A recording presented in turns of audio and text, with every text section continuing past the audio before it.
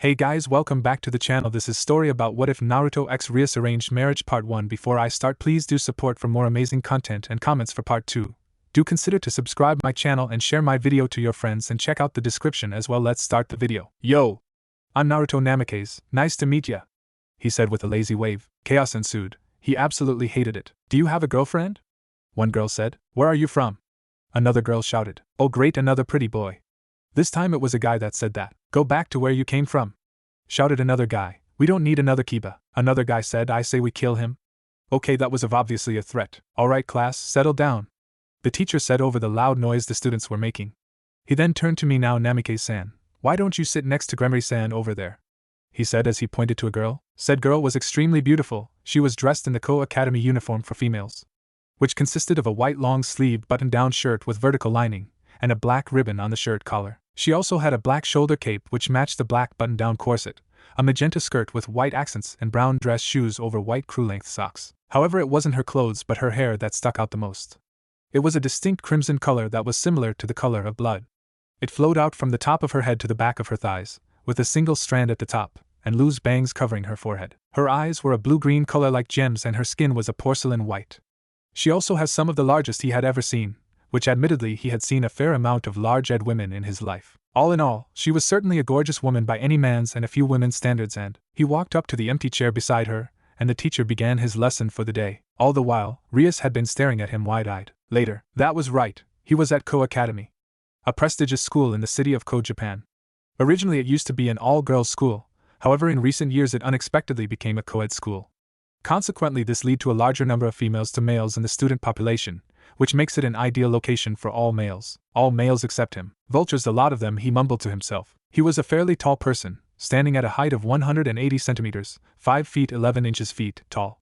He appeared to have black spiky hair and had blue eyes like the ocean, a trait that he had inherited from his father, pale skin and a round face. He wore the standard blazer, which was black with white accents with matching black pants and brown dress shoes. He however had foregone the white button-up shirt and decided to wear an orange shirt instead. All in all, he was rather handsome, if a bit plain-looking. Currently he was wandering the endless halls of the Academy. During the lunch period, one of the reasons was to get away from all the people, many of which were so faceless that all they could do was talk about the ones who had a sliver of individuality. Another reason was he was keeping an eye out for something interesting, so to say. So far nothing, but who knows what he could find. Slam. His thoughts were ended when he turned the corner and abruptly slammed into something. Or should he say someone? Sorry about that, he said, as he got up and lowered his hand to help the other person. No, it was my fault, she said as she grabbed the hand and used it to help herself up. The person was none other than the girl he had sat next to in class earlier. Well anyways, Miss he asked, fishing for a name. Rias Gremory, she said, introducing herself. Well Rias, I'm Naruto Namikaze, he introduced himself in a similar manner. But I have to ask, why were you staring at me earlier? He asked, scratching his cheek a little. Said girl had the decency to blush a little out of embarrassment for being caught red-handed. You noticed that?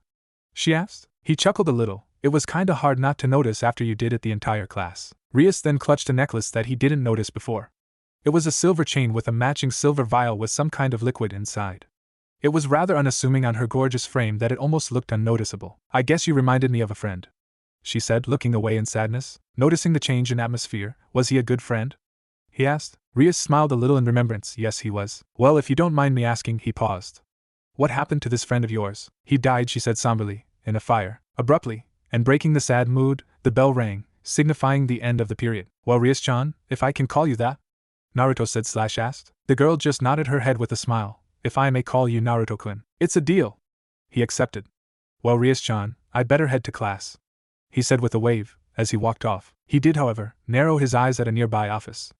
Said office was for the school nurse, who just so happened to have black circular glass with long silver hair put into a ponytail. You were right, 100%, said her. Rook. Said girl, Kaneko Tuju, was a short petite girl with short white hair and golden eyes. She had 2 white bangs going past her shoulders and several loose bangs over her forehead, while the back had a short bob cut, with 2 black cat hair clips on each side of her hair. For attire she wore the standard uniform, although she had foregone the shoulder cape. All in all, she was incredibly cute, and often reminded people of a cat. Yeah, you totally called it. Standing next to her was her queen, Akino Himejima. She had violet eyes that sparkled with mischief. Her long flowing black hair was styled into a high ponytail that reached down to her legs with an orange ribbon, with 2 strands sticking out from the top and backward.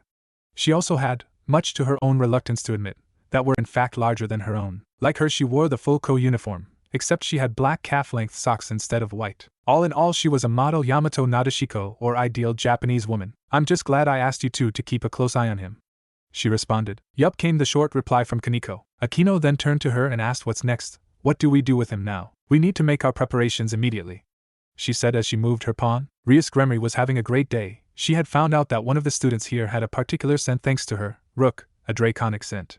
Dragons were known to be strong creatures, with the weakest of their species usually being around a high-class devil in power. For a student to have the scent of a dragon, he would have to have dragon blood or a dragon-type sacred gear, and she was leaning towards the latter. Dragon-type sacred gears were powerful with even the weakest, that being the sacred gear, twice critical, which was able to double the user's power, being useful. To reinforce this, said student had been targeted by a fallen angel, when one had asked him out on a date. Sure, it could have been that the former angel had fallen for her underclassman, but she doubted it. For the Gregory to target a human, it meant that he was powerful. All she had to do was slip a flyer onto his person, and when he had a strong desire, she would be summoned. And she would be there to save him and hopefully win his loyalty in one fell swoop. With luck, he had the potential to be a strong individual, and he could help defeat him, and get her out of the marriage her family had forced her into. All in all, her plans were set, and she was having a good day. That was until she had met him. He had reminded her so much of him. He had similar spiky hair, and he even had a love for orange, judging by his shirt. However, the thing that resembled her fallen friend the most was his eyes. Eyes that were so much like the ocean. But he was gone and he wasn't coming back. She felt her eyes water. She had long buried these emotions, but since this Namikaze fellow came to Ko, they had been re-emerging. Rias, are you alright? Asked her queen, with concern lacing her eyes. It's nothing, I'm fine. Wiping the tears, she stood up and walked out of the room. She needed to be strong, especially in front of her peerage, even if it hurt after all it had been so long ago. As she left, Akino and Kaneko had deep frowns marring their beautiful faces. The next day, Issei Hayato was having the best day today. Why? You may ask. Well, today he had a date. A date? With a real girl. 2 days ago he had almost had a heart attack when he had been asked out. And yesterday he had totally freaked out his two friends Matsuda and Motohama, when he showed up with his new girlfriend Yuma Amano. She was a girl any man would kill for, with a slender body and large bust. She had long black hair and violet eyes, with an innocent look to them. First they had gone to a clothing store and tried on lots of outfits. He had even gotten her a pink scrunchie. Then they had gone out for some ice cream, where she had shown a large amount of her cleavage, so much so that he almost choked when she had almost caught him peeking. Then now they were rounding the entire date off at the park, it around sunset. I sure had fun today, Yuma said right next to him. Yeah, this was the best date ever. He replied. It was then that he had almost touched her hand, and he nearly died. It was so amazing. Dude, I think this is my chance to make a move, he thought to himself. It was then that Yuma grabbed his hand. Both of their faces were on fire. I'm touching her. She then abruptly let go of his hand and ran up to the nearby fountain. She then turned back to him, hands behind her back. She asked, Can I ask you a question? In honor of our first date, there is something I'd like you to do. She then walked forward and bowed. I'm totally gonna get to kiss her. This rocks. Issei mentally screamed. Sure, you can ask me for anything at all, he said quickly. She hummed, then tilted her head up, her eyes losing all the innocence they had before. She asked, Would you die for me? What did you say? He asked, cleaning his ear a little to hear her better. Sorry, something must be wrong with my ears. I don't think I heard you correctly. Could you maybe say that one more time, please? He said with an awkward laugh. She then got up close, so close he could feel her warm breath on his skin, and said in a whisper, I want you to die for me. She then backed away and her clothes had exploded off her body, leaving her completely in the nude. She grew taller, her grew bigger, and her eyes gained an evil glint. However, the most notable thing was the dark, crow-like pair of wings that sprouted from her back. It was then, in a magical girl-like fashion, sparkles seemed to surround her. Clothing materialized upon her perfect skin. However, instead of the innocent clothing she had on before, these were a lot more provocative. Now she had on leather strap-like objects around and under her, a thong-like piece held around her hips by 3 thin straps, gloves that ran right up her arms with small lengths of chains hanging from them, shoulder guard-like objects on her shoulders with 3 large spikes sprouting from her right shoulder, and black thigh-high heel boots. All in all, instead of the innocent schoolgirl, she now looked like a mature woman with a fetish for S. Judging by her new smile, she was likely an S. She looks like a demon, he mentally screamed, as he fell backwards. Are those wings? Well, I have to admit, I did have some fun today. Considering how naive and childish you are, things could have been much, much worse. She then took a look to admire the pink scrunchie he had given her earlier. Thanks a lot for the gift, very sweet. But even so, she held out her hand and a red light began to form in front of her into the shape of a spear. It's time to die. Her voice was deeper, more malicious. Why, Yuma, please, he said in shock of her transformation. She then threw the spear at him, and he felt nothing but pain in his chest. Blood rushed out from the wound, and he tried his best to apply pressure to the hole where his chest used to be. I'm sorry, but the fact is you were far too great a risk to us. I had no choice but to dispose of you, she said tauntingly. If you're looking for someone to blame, why not blame him? He gave you your sacred gear. What in the hell is she talking about? He thought, as blood erupted from his mouth, and he fell onto his back. Oh. Thanks again for the lovely date, it was fun, she said as she flew off, leaving behind black feathers when she assented. All the while, as he lay dying on the floor in a pool of blood, he could only think of one thing: what a bitch. Am I really about to die like this? Alone and pathetic, a giant virgin? If you were gonna kill me, couldn't you have let me squeeze or jiggle your jugs first? I only got to look at them for a second, but I could see how bouncy they were. Oh Yuma! Bringing his hand up with all the strength he had left, he could only stare at the blood that covered it. Red, the same color as her hair. He thought about Rias Gremory in his final moments, darker than any hair I've ever seen. Just like the color running down my hand. Long, beautiful, crimson hair just like this. His hand collapsed to the ground and his breathing became even more ragged. Wait, why the crap am I talking like this? I'm about to freaking die. It's over. Damn, I can't even move anymore. Trying to touch a pair of orbs, what a stupid way for a person to die, he admitted. To be honest, I know I've lived a shallow life. Next time around I'm gonna try real hard to be a better person. The only thing I can think about is Rias. With her pretty red hair and huge gazongas. If I'm gonna die, then why can't I do it by motorboating those glorious fun bags? A bright red light began to emerge from his person, and with it a bright red magic circle appeared in the sky. Emerging from her summoning circle, a woman with blood-red hair was brought forth in a shower of sparkles. I have come. You are the one who summoned me, are you not? Her hair and clothing billowed out in the wind. Who is that?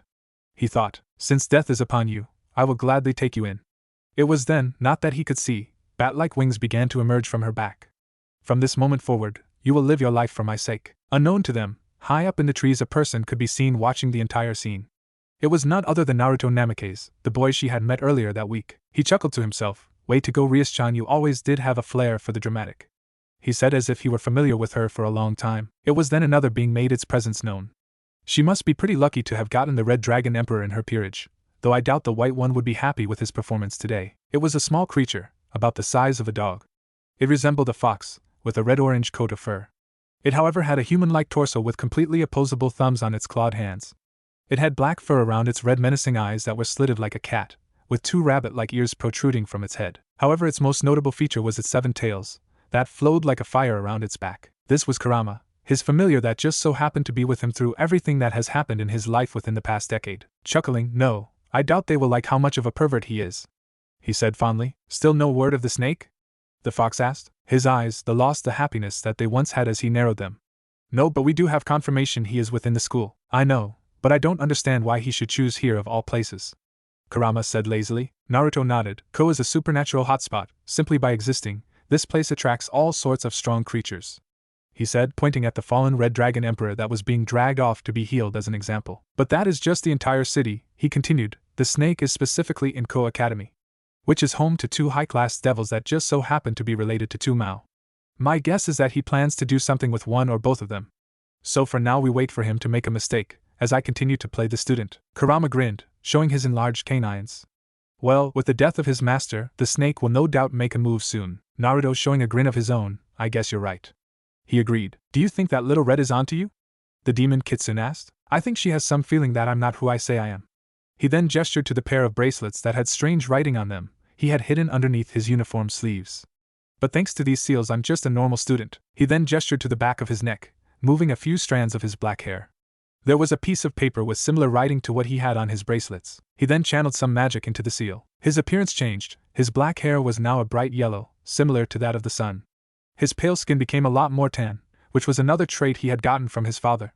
3 whisker-like birthmarks marred each cheek. All in all, if the boy earlier had been handsome, this boy would certainly be called exotic. Still, I don't know why you chose a look so similar to yourself, Kurama admitted. He shrugged to himself. Most people don't pay attention to those around them enough to actually put things together. And the orange? Kurama asked. Hey, don't diss the orange. Especially when I don't get to wear it often enough, he said, defending his favorite color. Do you plan for it to stay that way?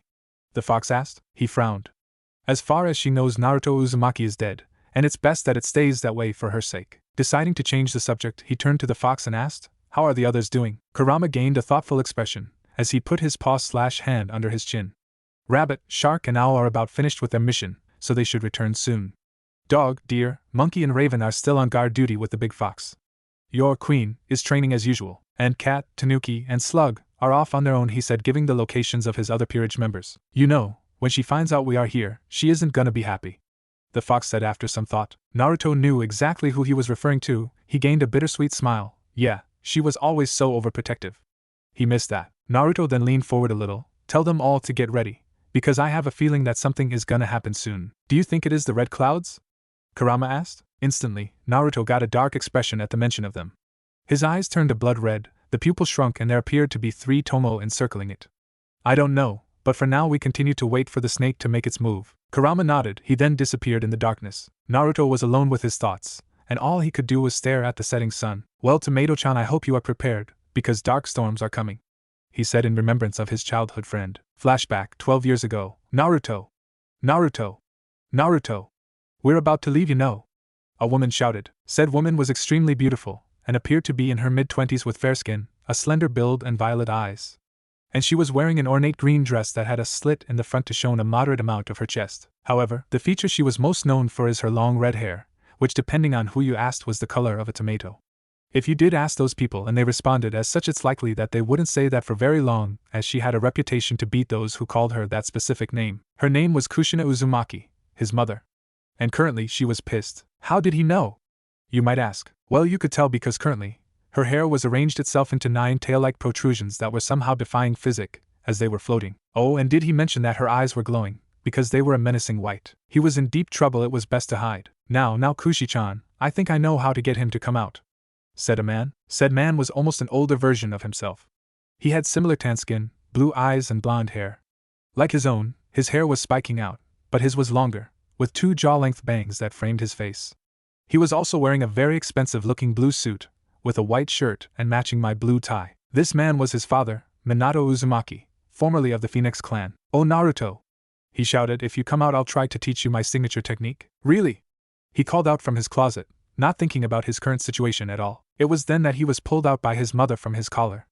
And it was then he realized his mistake. His mother raised her fist into the air and, smack, out of the closet came out a young 6-year-old boy, with golden hair, blue eyes, and 3 whisker marks on each cheek that made him look extremely cute. He was currently nursing the lump on the top of his head, courtesy of his mother. Nope, his father said with a nice smile. Pouting, he grumbled. I don't understand why I have to go and meet some stuck-up rich guys all the time. Well, Naruto, his mother chastised as she waved her finger in the air.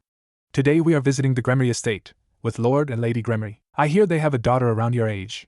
Who knows, you could be friends, she said in thought. His mother then clasped her hands together, and flowers appeared around her, which totally contrasted with her mood just a few minutes ago. Or maybe she could be your girlfriend in the future, and you two fall in love, and get married. But don't have kids too soon. There are too many kids having children with hussies these days, you know. Tears then welled up in her eyes. Oh Minato. Our kid is growing up too fast. It just felt like yesterday I was changing his diapers, you know. Mum, he whined, interrupting his mother's ramblings. Minato just chuckled and rubbed the back of his head. Oh, I don't think we have to worry about that for a while, Kushi-chan. His mother blushed out of embarrassment. I know, it's just sometimes I start to ramble on, and it just doesn't stop. But I try to stop, but I can't help it, and it just gets out of control more and more, you know, and I'm gonna be quiet now, she said after she realized she had been rambling again. Alright, well, let's go, he said, gesturing to the time. He then leaned down towards his ear, and whispered, and who knows, maybe I'll end up teaching you the first step of my Rasengan if you behave. Fine, he sighed, wanting to get this entire thing over with. 1 train ride later. The Gremory estate was large, larger than his own family's house. It was grand, with a multitude of exotic plants. It was larger than it needed to be and was only good for one thing, a show of wealth. As devils, showing your own power was in your blood, but still. It just seemed too much. After the guards let them in, the inside was much the same as the outside of the house, grand. The halls were heavy in the color red, with ornate and intricate paintings lining the walls. They were led to a room by a maid. They had no doubt chosen one of the more beautiful ones they had on staff. She stopped at a door and bowed. Lord and Lady Gremory are waiting inside, she said as she opened the door. Inside were 3 people, 2 adults and 1 child. The man, no doubt Lord Gremory. He had the appearance of a man in his mid-30s, though he was likely much older than that. He had vibrant red hair that was tied into a loose ponytail, with a black hair band. He had bright blue-green eyes, with a short beard along his chin. His wife, Lady Gremory, had brown hair and violet eyes. Her hair was short, only going down to her upper back with 2 bangs framing her face and a single strand at the top. She wore an elegant white dress that was cut low to show off her large chest. It also showed the beautiful necklace with a violet gem that matched her eyes. "Greetings, Lord and Lady Uzumaki. I hope your travels here have served you well." The Lord of House Gremory greeted. His father stepped forward. "Greetings, Lord and Lady Gremory. Our trip here was most pleasant. It is an honor to be here." "Excellent. And might I say, the pleasure is all mine." He then gestured to his wife, or more specifically, the child hiding behind his wife. The child, about his age, and judging by how much she resembled her mother, she would no doubt grow up to be beautiful. Like her mother, her hair was long, with 2 bangs framing her face and a single strand at the top. However, like her father, she inherited his luscious crimson-red hair and blue-green eyes. She was obviously nervous. "Allow me to introduce my daughter." He gestured to the child. She stepped up and said the first thing that came to her mind. "Whiskers." He saw red. "Huya Callan whiskers." "Ya tomato!" he called out in rage. Rias puffed her cheeks out at the remark and gave him a vicious glare. She was about to retort, only to turn pale as she got a look of her mother's stern look. The ladies of the 2 houses had enough reserve of their emotions to remain a calm neutral. Their husbands, however, did not.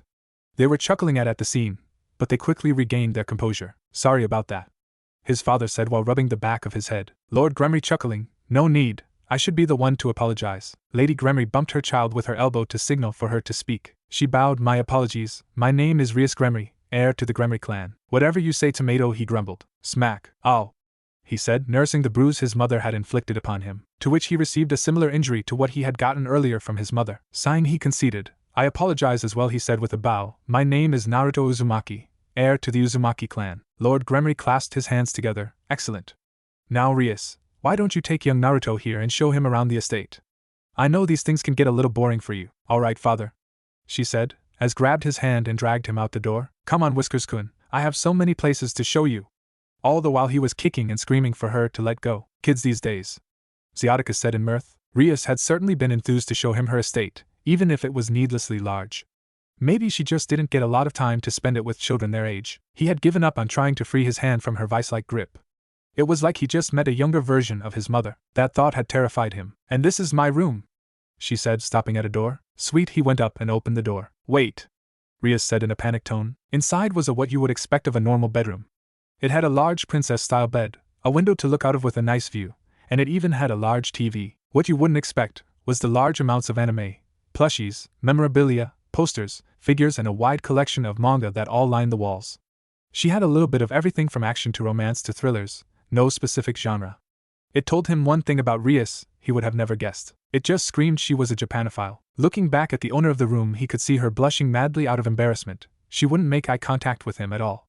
She had even let go of his hand in her panic. "You probably think I'm worried, don't you?" she muttered out. "Yes," he said, without a moment's hesitation. That just made her shrink in on herself more. She covered her now redder face with her hands, and she kept her gaze firmly on the floor, as if she wished it would swallow her whole. He felt like an ass for barging into her room like that. He laid a hand on her shoulder. "But it also makes you cool," he said, surprising the girl. She peeked her eye out from her hands and asked timidly, "It does?" "Of course it does," he said, reaffirming his earlier statement. "It makes you different from the other boring people I've met, and that makes me cool?" she asked, shocked by his statement. "Yup," he confirmed. Would you want to watch some with me?"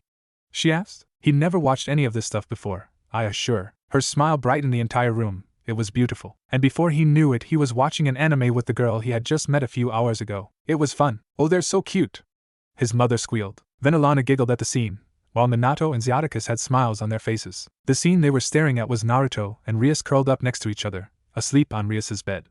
Both had a content smile on their faces as they laid in each other's embrace. It seems they had fallen asleep while watching their show. "Ah, young love!" Ziaticus sighed wistfully. "Let's get the cameras," his father shouted. Flashback 10 years ago. "Who wants me?" a voice shouted, echoing throughout the forest. "Who's there?" a little girl screamed. "The master of the familiar." "Akazotuji," shouted a man from high up in the trees. Zotuji was a middle-aged man with red spiky hair styled in a backwards cap with a little patch of hair sticking out of the front. He wore a white tank top with a blue jacket tied on his waist and brown cargo pants.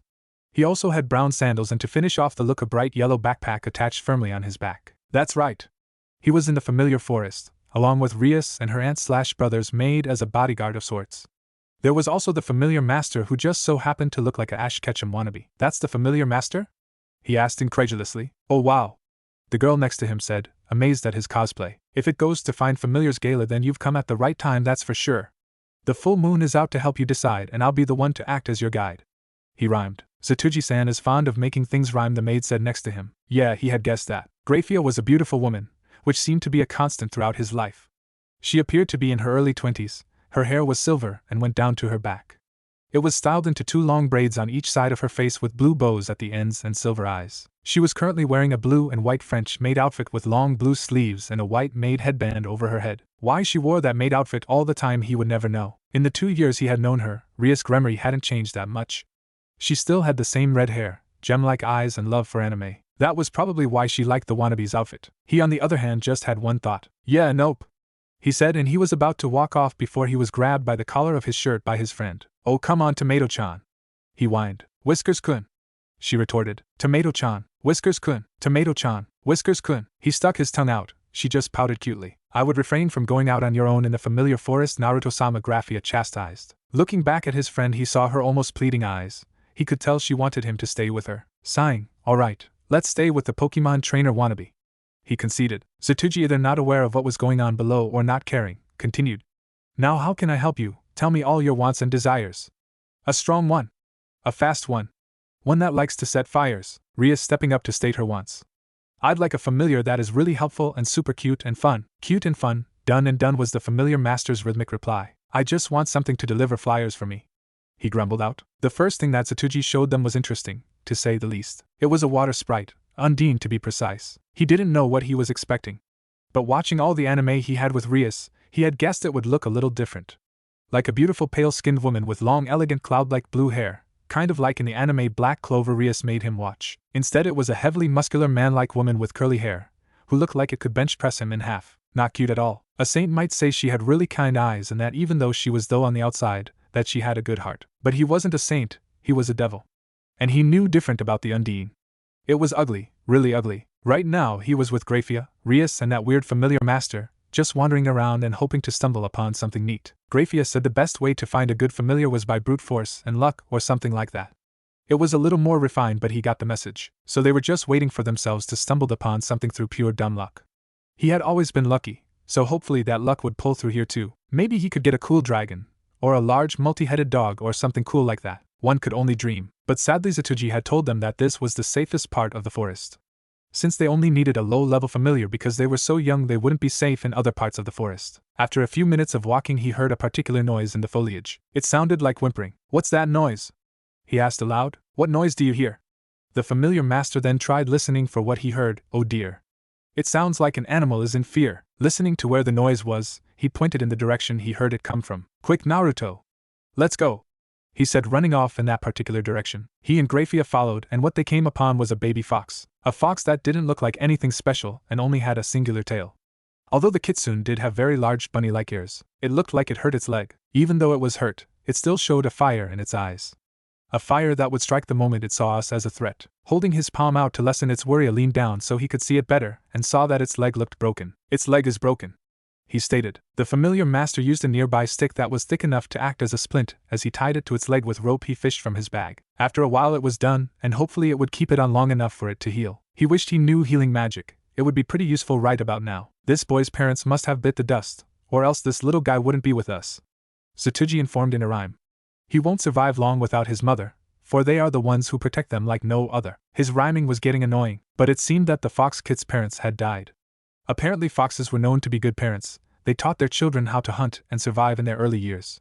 For one to be alone and hurt, it meant that they had to be gone. And without those skills from his parent he wouldn't survive out here in the forest. He made up his mind. What if I made him my familiar? He asked. After some thought, the familiar master replied. Kitsune are extremely loyal, and if trained can be powerful. If you're able to help him, your life certainly won't be as dull. He was pretty sure that was an insult, but he didn't care at the moment. Looking at the small kid he asked. What do you say, boy? Do you want to become my familiar? It took the question seriously. It eyed him like a worthy opponent, judging his skills, his resolve and his will. It was like the fox could stare into his soul with its crimson-slitted eyes. It was checking if he fit his standards. Even when it was hurt it was smart enough to consider its options. That just made him want it more. Limping up to his crouched position, it nodded its head. That's great. He had gotten his familiar. He picked it up. It was a little heavy for his 8-year-old body, but it was nothing he couldn't handle. Do you have a name? He asked the young kid. It just shook its head in the negative. He gave it some thought. How about Kurama? he asked the fox. It yipped in satisfaction. I think Kurama is an adequate name. Graphia confirmed. What do you think, Rias? He said. Rias? Looking around, he couldn't see her anywhere. That wasn't good. Graphia flew up into the air to find her young charge better. She had left her other charge with the familiar master. Naruto would be safe with him there. She can't believe she had been so foolish to lose one of the children she had been tasked to protect. Stretching out her senses did little to help her in this situation. There were just too many magical animals and plants for her to get an accurate read on what was around her. The other magical presences just drowned out Rias' own when hers was passively being released. If she were to channel her magic and release it, it might be enough to find her. Come on, Oju-sama, give me some help, she hoped. She just wished Rias would be safe when she found her, and then she could kill her. A few minutes ago, the forest was a little scary. Okay, it was a lot scary. But she was a devil, a big, scary, powerful high-class devil that could steal someone's soul. Okay, she couldn't do that, but with her power of destruction she could obliterate something at the molecular level. She just didn't have enough control of it yet, but once she grew up and did have enough control, she would show Naruto Baka who's boss, and then she would go up to him and she blushed a little at where those thoughts were going. When Naruto admitted defeat against her power of destruction, then she could do what she wanted to do with him after. What was she thinking about again? Oh yeah, she was a devil. And high-class devils do not get scared by spooky forests. She heard a rustling up in the trees. She looked up. She didn't see a scary monster. She however saw a bat. A cute little red bat shaped like a ball with fur that matched her hair color. It was perfect for her. Looking back to see where Naruto and Graphia when she saw she was the only one in the area. Had they run off while she wasn't paying attention? Okay, don't panic. Everything was going to be fine. All she had to do was stay here, and they would come and find her. Huff. Turning, she was face to face with a boar. Some type of oversized boar that was at least 3 times her size. It was brown, with a patch of red fur on its back and some black markings around its eyes. But the scary thing was its pale white eyes and 2 pearl-like tusks that looked just about sharp enough to skewer her. She did the only logical thing she could think of. She ran. She ran fast, faster than she thought she could run. She guessed the fear was a good motivator. She carefully avoided the large trees, but the creature was strong enough to topple them over. This is not a normal boar, she realized. She didn't know how long she ran, but she ended up in a clearing. Spotting a large rock, she knew it was her only chance. Alright, I'll use that, she thought. She used all her devilish strength to jump at the top of the rock. Successfully managing to do it, she would come to realize that the action was in vain, as the large boar just rammed straight into the boulder. Losing her balance, she collapsed along with the boulder she was standing upon, injuring her leg in the process. She channeled her power of destruction, only to realize that with the combination of her injuries and her fear, she was unable to focus her magic enough to send out a blast at it. All she could do was watch as the boar turned around to charge back at her once more. The bat, that she had spotted before, charged at the boar in an attempt for it to stop. The boar just swatted the small creature away as if it were a fly. The bat suffered the same fate that she soon will. Is this where I die? She asked herself. She could vaguely see a figure that jumped in front of her. It looked like Naruto. He took a look at his surroundings. How dare you do this to my friend? His voice was calm, but it was laced with a roaring fury. His eyes were murderous, glaring a constant hate that only the pain of a loved one could provide. No, don't. Run, Naruto. Run and don't die. She mentally screamed, but all that left her mouth was a terrified quiver. She had gotten not just herself, but her best friend killed. Naruto held out his right hand and a pale blue spinning ball of magic seemed to materialize on his palm. There was no hesitation, he just charged. Unfortunately, so did the boar. They clashed in the middle, Naruto sending the orb right into the beast's snout, narrowly avoiding its large ivory teeth. Rasengan, he muttered, a reference to the technique he was currently using. The spinning orb ground into its flesh before it violently exploded, releasing the compressed energy that it had contained within it. A shower of blood shot out, but it wasn't her friend's. The beast, too injured from its clash, collapsed onto the now red-stained ground. Her friend's clothes were stained with blood. He was standing victoriously. He turned around. She saw something.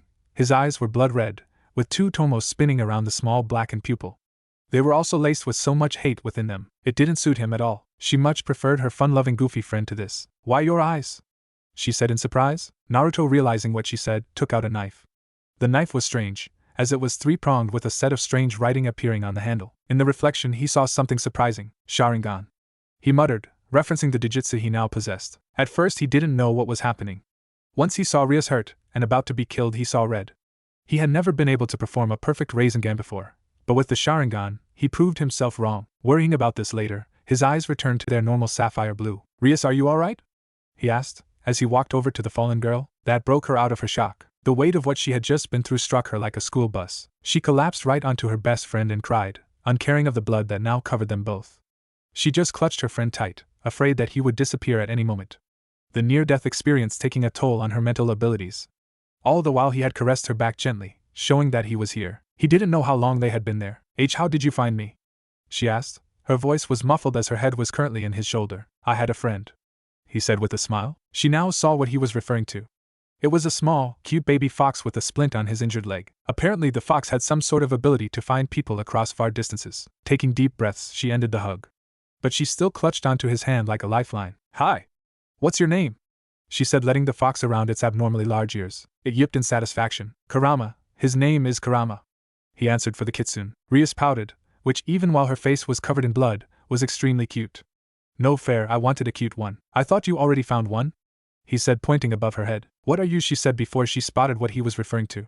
It was the bat from earlier, still going strong even after the blow it took earlier. The bat was currently floating above her head. It's you! Reaching up to grab the creature, accidentally letting go of Naruto's hand. He just put his hand firmly around her waist. She loved it. Catching the bat within her grasp. I'm gonna name you Mocha, she said. Naruto chuckled. This was sweet, but the moment had been ended abruptly by one familiar master. Kid, you ran really fast. It totally left me a gasp. Looking over the area only to spot one thing. Holy shit, it's a demon boar. Forgetting to rhyme in his astonishment, Grafia flew right over them and called out, Rias. Naruto. Are you alright? Foregoing honorifics in her panic seeing them covered in blood. We're fine. Grafia. Grafia came flying in next to Zatuji, and she looked pissed. Zatuji. Enlighten me on what a demon boar is. Now. In a tone that left no nonsense. Ah well, Devil-san, a demon boar is a type of demonic boar that hunts devils for fun, he said. Now it was fear that made him forego his rhythm. And why? Pray tell, is that dangerous of a creature in the safest part of the forest, she asked, this time a little more forceful. Well, you see, it is really hard to tell which kinds of familiar are of the demon variety.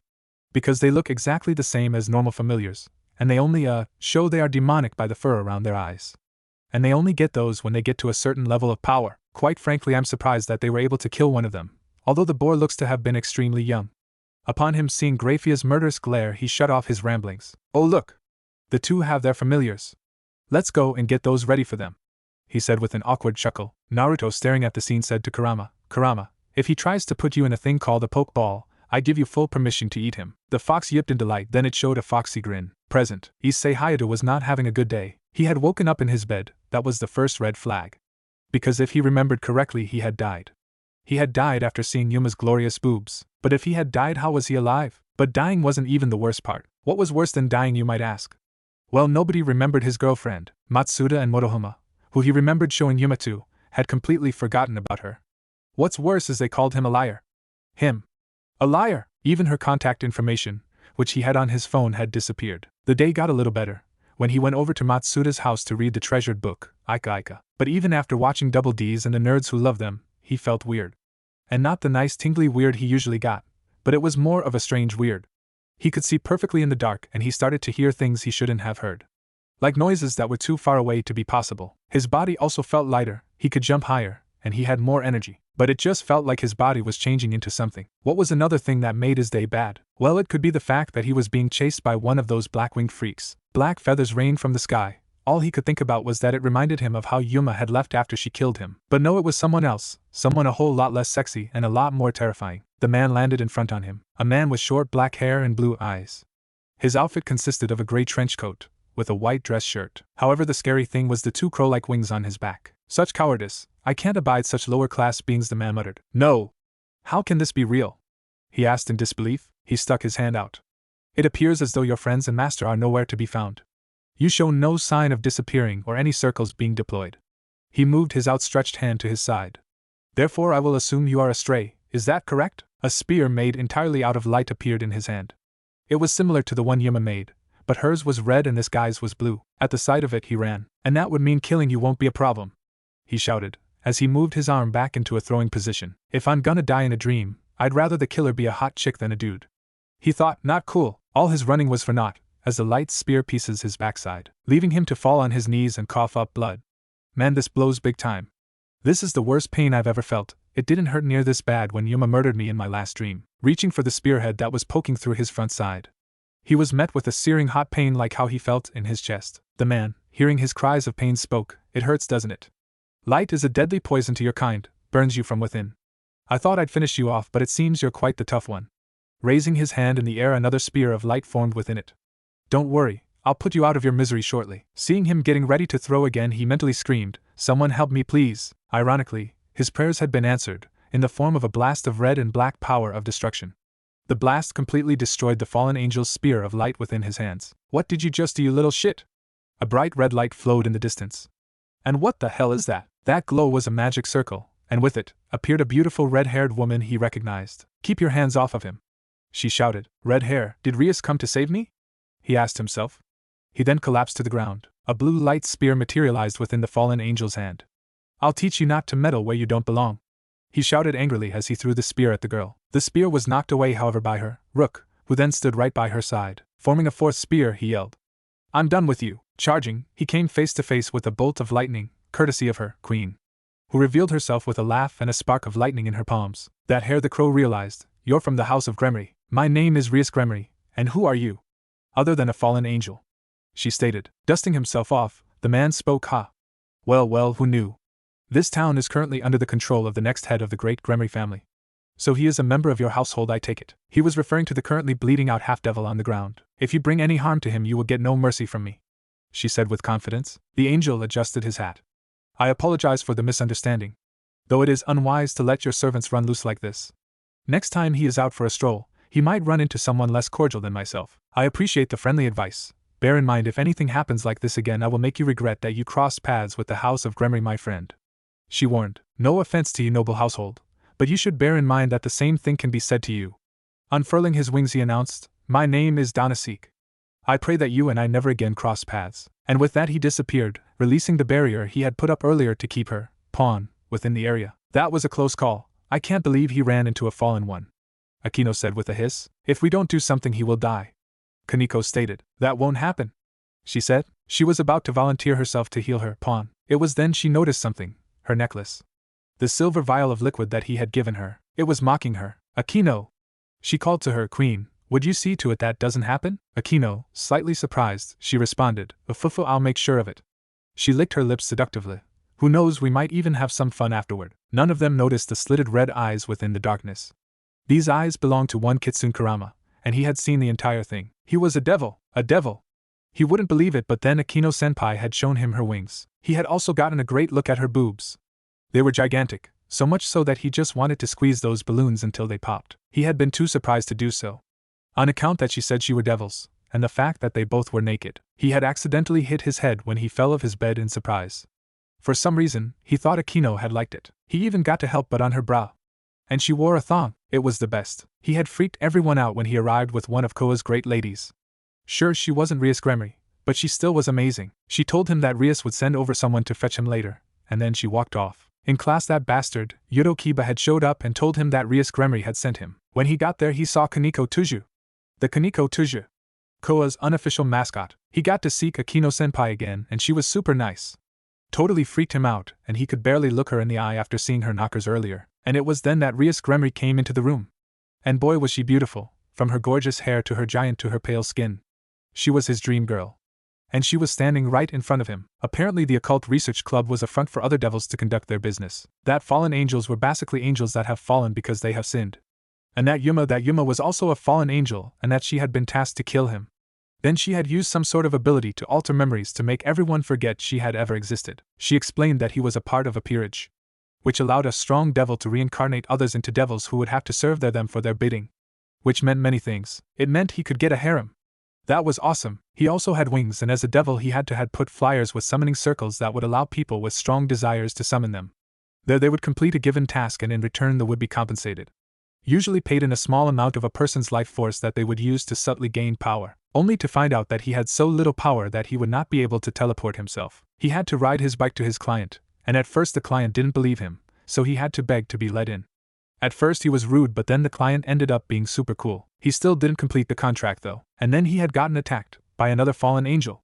He seemed to have the worst luck ever with them, at least this one was a girl. But then he had managed to activate his sacred gear, which according to Rias, were a gift from God he gave multiple humans so they could defend themselves from supernatural creatures. His sacred gear looked like a large red gauntlet that covered his entire forearm with a giant green gem on his hand. It also had yellow spikes on the sides and 2 red spikes at the top. With it he was able to fend off the fallen angel and blast her away with lasers he had been able to create. Rias had gotten angry with him because he fought the fallen angel alone. But what a day it had been. What am I supposed to do if she is still pissed off at me?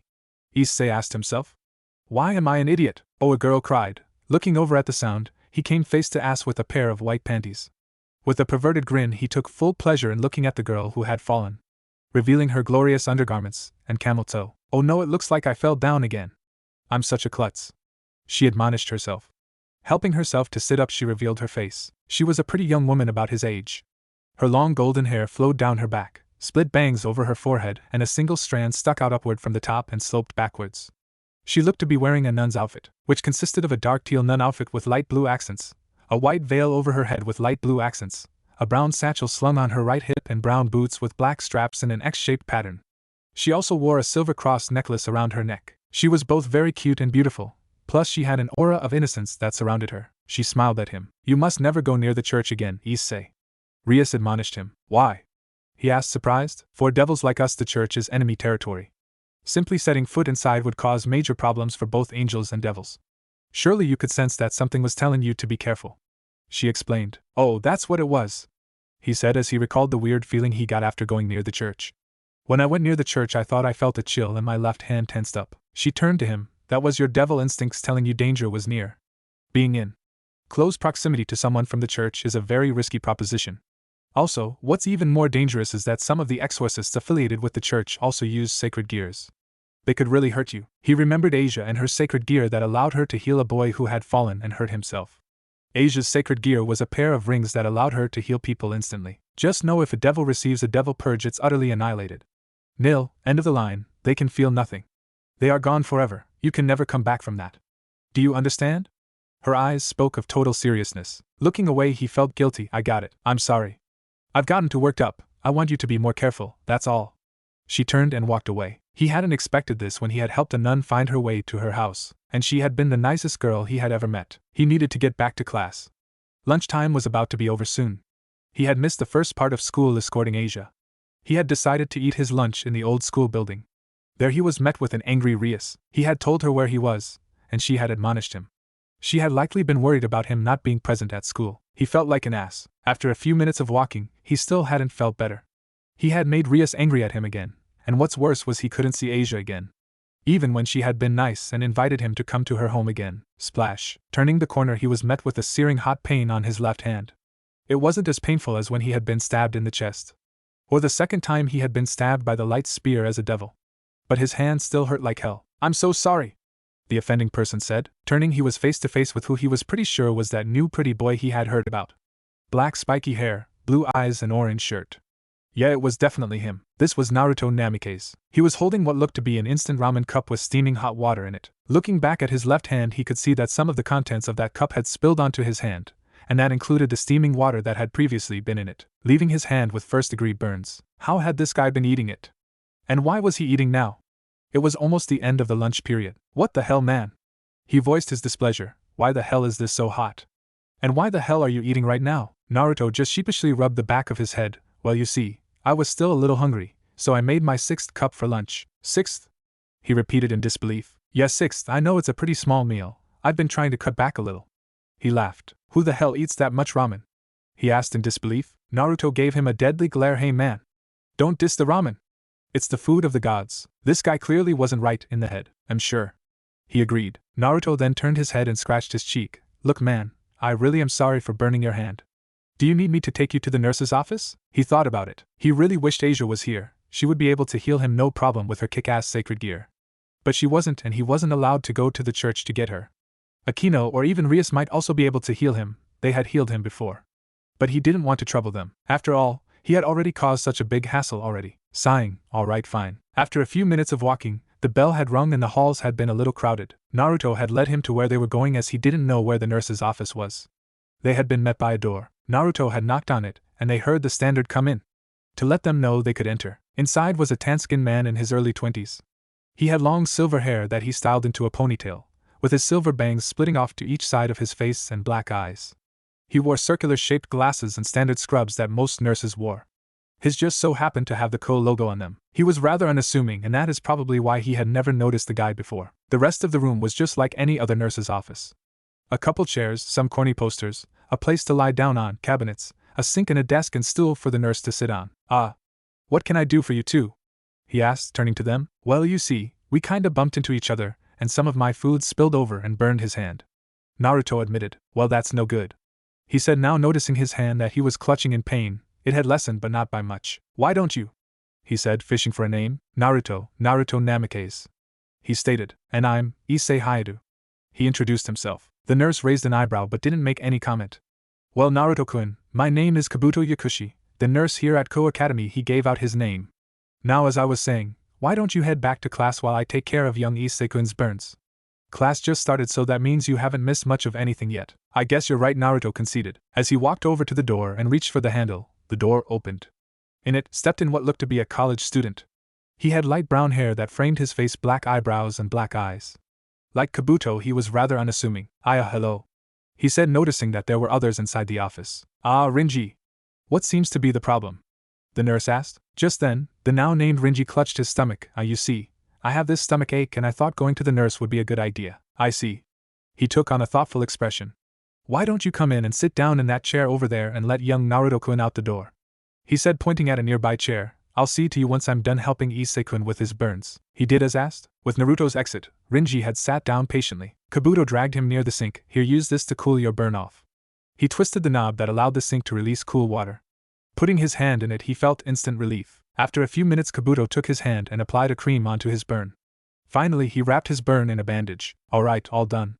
The doctor stated. Really, thanks. You're the best, he said in gratitude. It wasn't instant healing magic, but he did feel better. Really, it was nothing. It's always good to help people in need.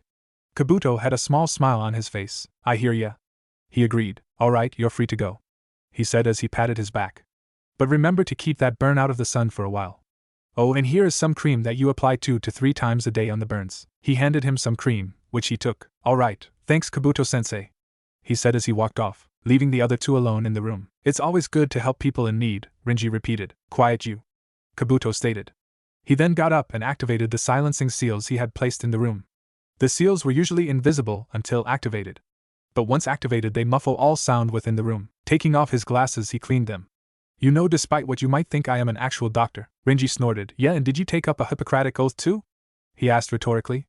You know, I don't understand why we are at this school in the first place. I told you, we are here to draw out the ghost, Kabuto answered, still cleaning his glasses. Yeah, we are here to wait for the ghost to appear so we can get revenge on him for killing Lord Orochimaru.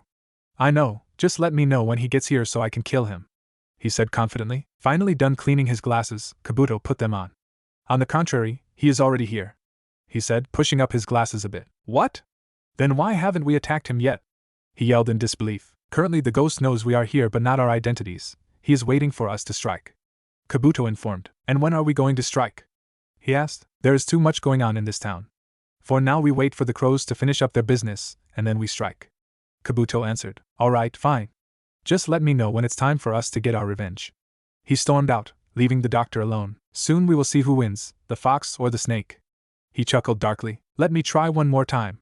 If I say don't, you don't?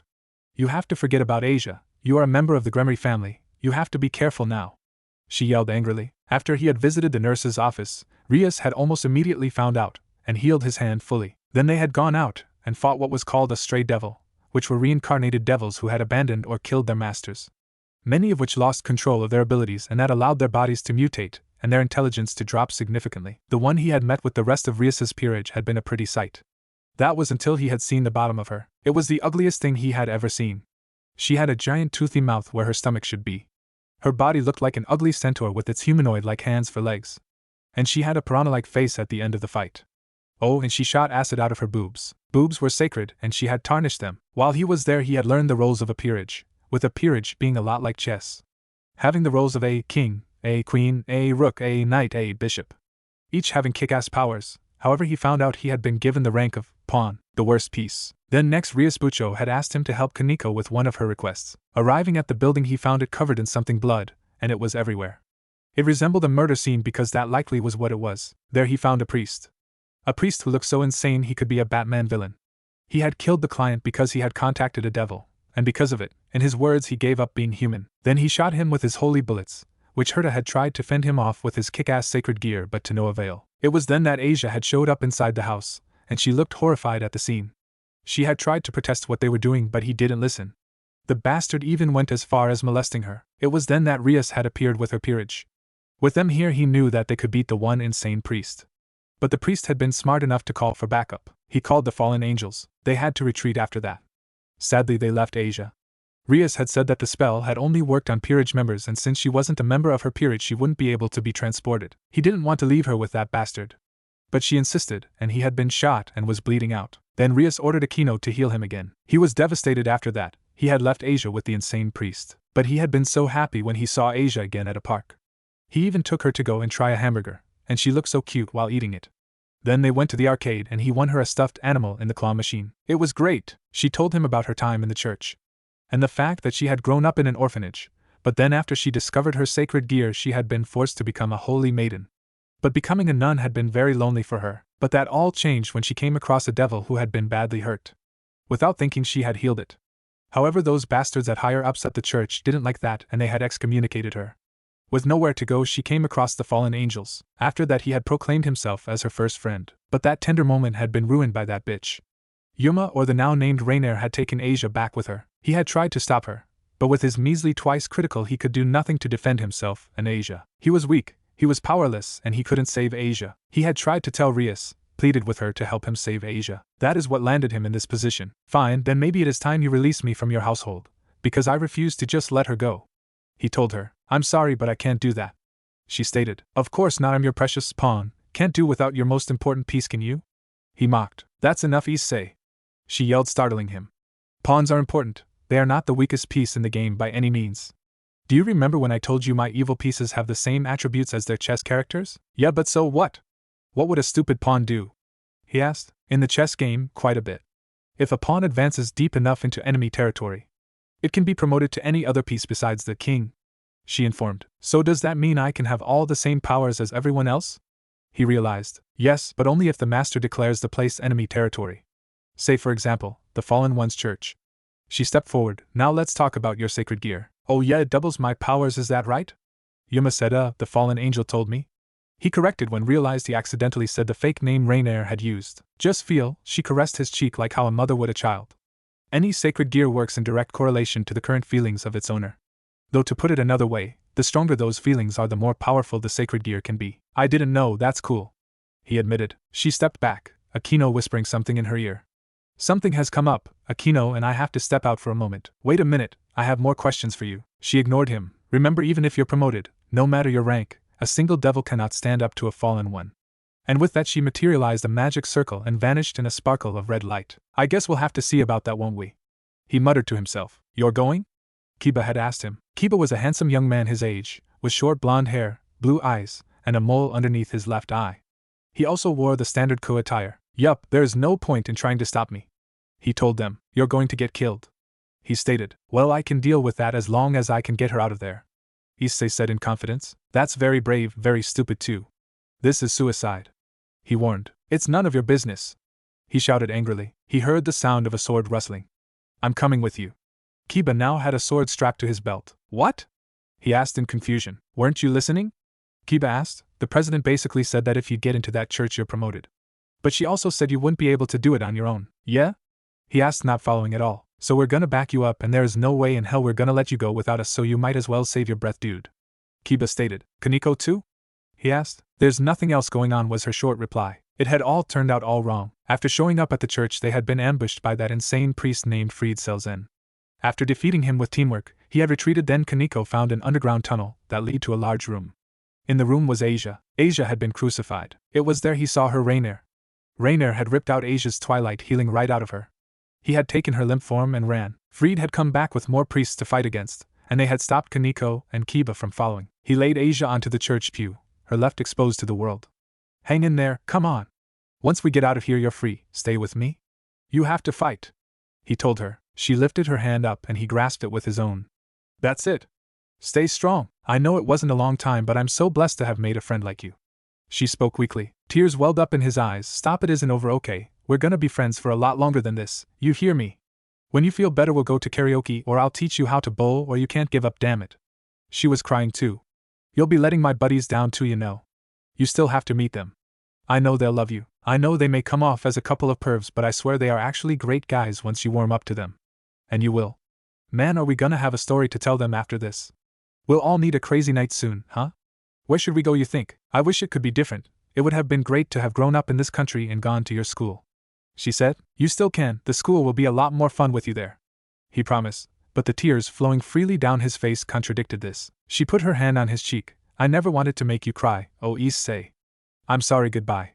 And her eyes closed as her hand fell limp at her side. Silence. Why? Why does she have to be the one to die? She's a healer, she could have helped people. If her gift is just to heal those in need, then doesn't that mean you have a purpose for her? It makes no sense. Damn you. He wailed, Asia didn't do anything to deserve this.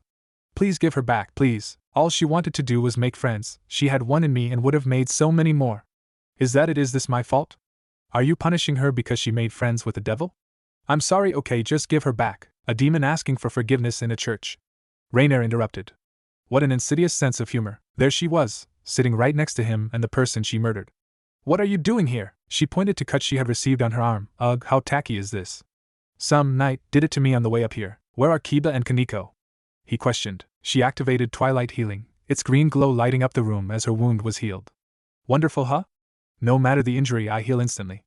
A perfect gift for those of us who no longer have the benefit of divine protection, wouldn't you say? She mocked. She clasped her hands in a praying fashion, and now I'll never risk losing my rank in the underworld. O great Azazel and Shemhazai. I'm prepared and ready to do your works. She prayed. What does that matter? What does that have to do with Asia? She wasn't a threat, she didn't care about power. He screamed. Rainier stood up from the pew. Unfortunately for those with the sacred gear, this is their destiny. That is such bullshit. She never wanted to use it, she just wanted to live in peace. He yelled. Out of the question. Why? Humans don't have the ability to survive in their world with the sacred gear. Even if they choose to use their power for good, they are seen as different, and would be tortured out of fear. He remembered about Asia's story and how she had been excommunicated from the church. Have you ever heard of anything more absurd? That's just how humans operate. Ha, such an unfortunate waste of power. That wouldn't have happened. He refused. I was her friend and I could have protected her from all that. I wouldn't have let anyone have hurt her, ever. She's dead. Rainier reminded, stone cold dead, and you're whining about protecting her. You realize how psychotic you sound. You wouldn't have been able to save her back then anyway, and you can't save her now. Will you shut up? I'll never forgive you for this. I'll never forgive myself. Why couldn't it have been you? He shouted. Any sacred gear works in direct correlation to the current feelings of its owner. That was what Rias said. I want her back. He yelled in rage. To put it another way, the stronger those feelings are, the more powerful the sacred gear can be. I want Asia back. Dragon boost. He screamed in rage as red and green energy surrounded him and his sacred gear. He charged at her. She used her wings to fly away and dodge his strike. You don't pay attention, do you? There is nothing you can do to win even if you tripled the power you have. Only rage-filled screams left his mouth. She dodged another strike. And you're still trying to test me. This time she hurled a pair of light spears, each striking through a leg. He tried to rip them out. Light is toxic to devils, just touching it scorches your bodies. It said it's the most intense, worst pain a devil can endure, so what do you think, is it true? She asked. Even through the pain he ripped the spears right out of his legs, a similar pain engulfing his hands. What do I care if it is? This is nothing. Nothing compared to what Asia went through. I'll put up with anything for her. He yelled. You know, I really am impressed. A lower-class devil making it this far. That power is something to be reckoned with, she admitted. He fell onto his ass. What's happening? He questioned. Not that it's gonna do you any good though, she continued. I just wanted to make sure you got your kudos for doing so much better than expected for a devil from your class. His breathing became ragged. That's it. God isn't gonna help me. I'm a demon now, what was I thinking? I need to call Satan. Looking up, tears welling within his eyes. I'm a devil now too, so what do you say? Just this once I need a little help. What are you mumbling about over there? Is all the pain driving you mad? She taunted, using all his strength to stand, his sacred gear glowing within the darkness. I'm begging you, I won't ask for anything else after this. What's he doing? Rainier asked. Turn this around or manifesting his wings. Let me destroy her ass. He shouted. How are you able to stand? This is impossible, that light should be burning you from the inside out. Tell me how you're doing that, you don't have the power to temper light. You are nothing. Rainier yelled. He slowly walked over to her, his legs wobbling all the way. Don't get me wrong, it doesn't tickle. Even with this strength I feel like I'm about to pass out. But I don't care. I'll fight through it if it means I can take you down. Oh, His sacred gear changed. It became more draconic, with claws and even more spikes. Releasing the energy Rainier could only realize that energy wave is at least second level. His sacred gear shouldn't be anywhere near this strong. It's just a twice critical, stepping forward, each step causing him even more pain. In fear, she threw even more spears of light at him, each one missing their mark. She tried to fly away, but he caught her hand. "You won't get away, bitch," he yelled. "No! I have the supreme power," she yelled back in fear. Cranking his hand back, he threw a punch. "This one's for Asia." He struck her, and sent her body crashing through the nearby glass window. "That felt good," he admitted. He landed, and Kiba was right beside him. Kiba slung his arm over his shoulder. "Haha, look at you handling that on your own." "Yes, what held you up?" he asked. "I was instructed to stay back." "Rias's orders, sorry," Kiba admitted. "Seriously?" he asked in disbelief. "Seriously," she called out, now standing in the church. "I believe in you. I knew you would defeat her." "You did?" he asked in disbelief. "Once my business was finished, I found my way to the basement of the church and arrived just in time to see Kiba and Kaneko having a free-for-all with a bevy of fallen angels," she stated. "I don't know that we wouldn't have gotten out without you," Kiba admitted. "Man, I'm sorry I missed it," Issei stated. Kaneko entered the church, dragging a defeated Rainier. "Someone order this?" Kaneko asked. "You must be Rainier." Lovely entrance.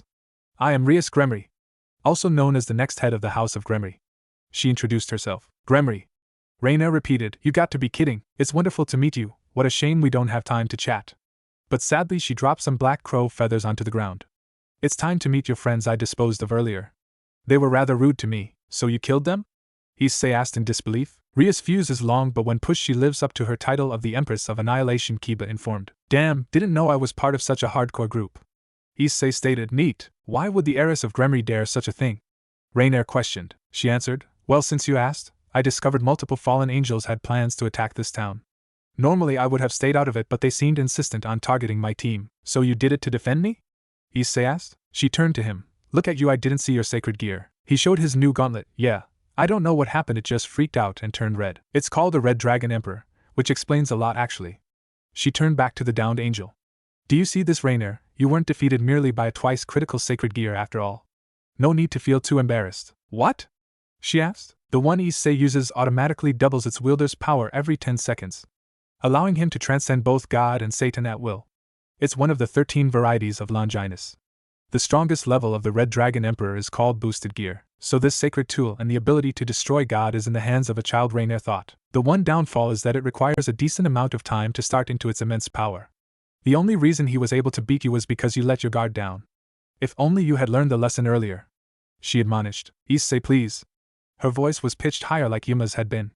"I'm sorry, I know I said some mean things to you, but I didn't have a choice. I had to fulfill my role as a fallen angel." "Yuma," he muttered in disbelief. "I mean, would I still be wearing your gift?" she asked. It was the scrunchie he had given her on his date. "Please don't tell me you forgot. You bought it for me, don't you remember?" She pressed harder. "Go away." "Why do you still have that thing?" he questioned out. "How could I possibly get rid of this? It reminds me of you." She pushed. "Kaneko, you ready?" Kiba asked. She nodded. They both tried to walk up to them, but Rias had just outstretched her hand, signaling for them to stop. "You wouldn't hurt me, would you, Issei?" Rainier asked. "Shut up," he managed to mutter out. "I don't buy it.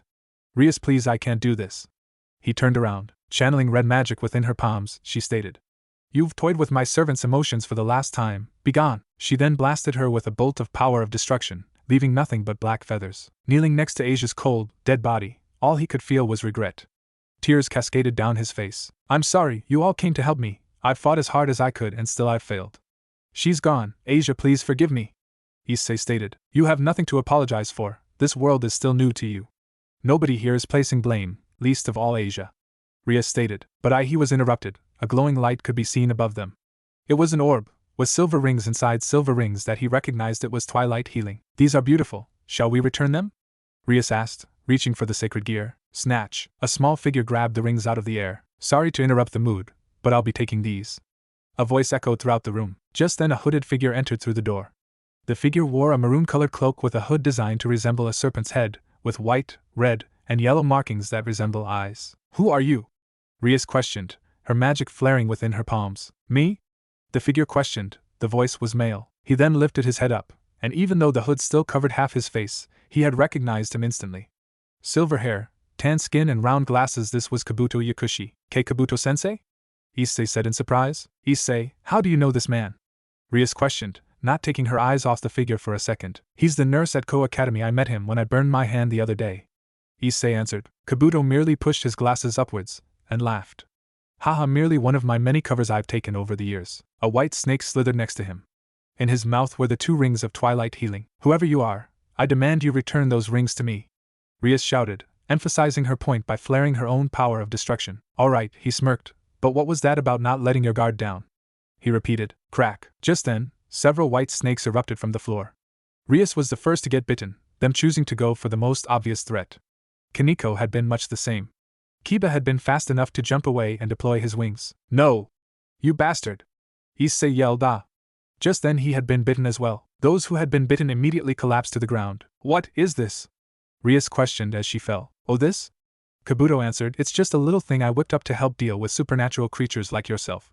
Don't worry, the paralysis is only temporary, he informed, referring to the snake's venom they had been subjected to. She felt her eyes get heavy, and soon lost consciousness. But you might go to sleep for a while, he continued. Now to deal with that pesky knight of yours, he mocked, and your queen, he stated, as he dodged a thunderbolt that nearly struck him from behind. Akino, who had seen the figure enter the church from outside, was suddenly bitten by another snake sprouting from the soil, leaving her paralyzed on the ground. Kiba charged at the man with blinding speeds with his blade, but Kabuto seemed to move faster, easily dodging the knight. Kabuto's hand seemed to glow blue, using his chakra scalpel to cut straight into the blonde. Kiba collapsed not long after. All of this happening within seconds, leaving Kabuto the only person conscious. It's your move, ghost, he said with a smirk, looking straight into the distance at a pair of slitted blood-red eyes. Unknown location. Kurama appeared out of the shadows. The snake has revealed himself, the kitsune stated. Naruto Uzumaki smirked, a smirk which the fox mirrored. All right, you stay here. I should be able to handle this just fine on my own. The fox's grin fell. What, why? Naruto activated his Sharingan, its 3 tomo converging. His eyes turned black, with a red 6-pointed star in the center, with a 6-sided pentagram-like structure inside of it, with a black dot in the middle. This was his Mangekyo Sharingan, the next level of the Sharingan bloodline. Kamui! He muttered the technique's name. It was then that his right eye spun and he was engulfed in a black spiral, leaving the fox alone, his question unanswered. He always does that.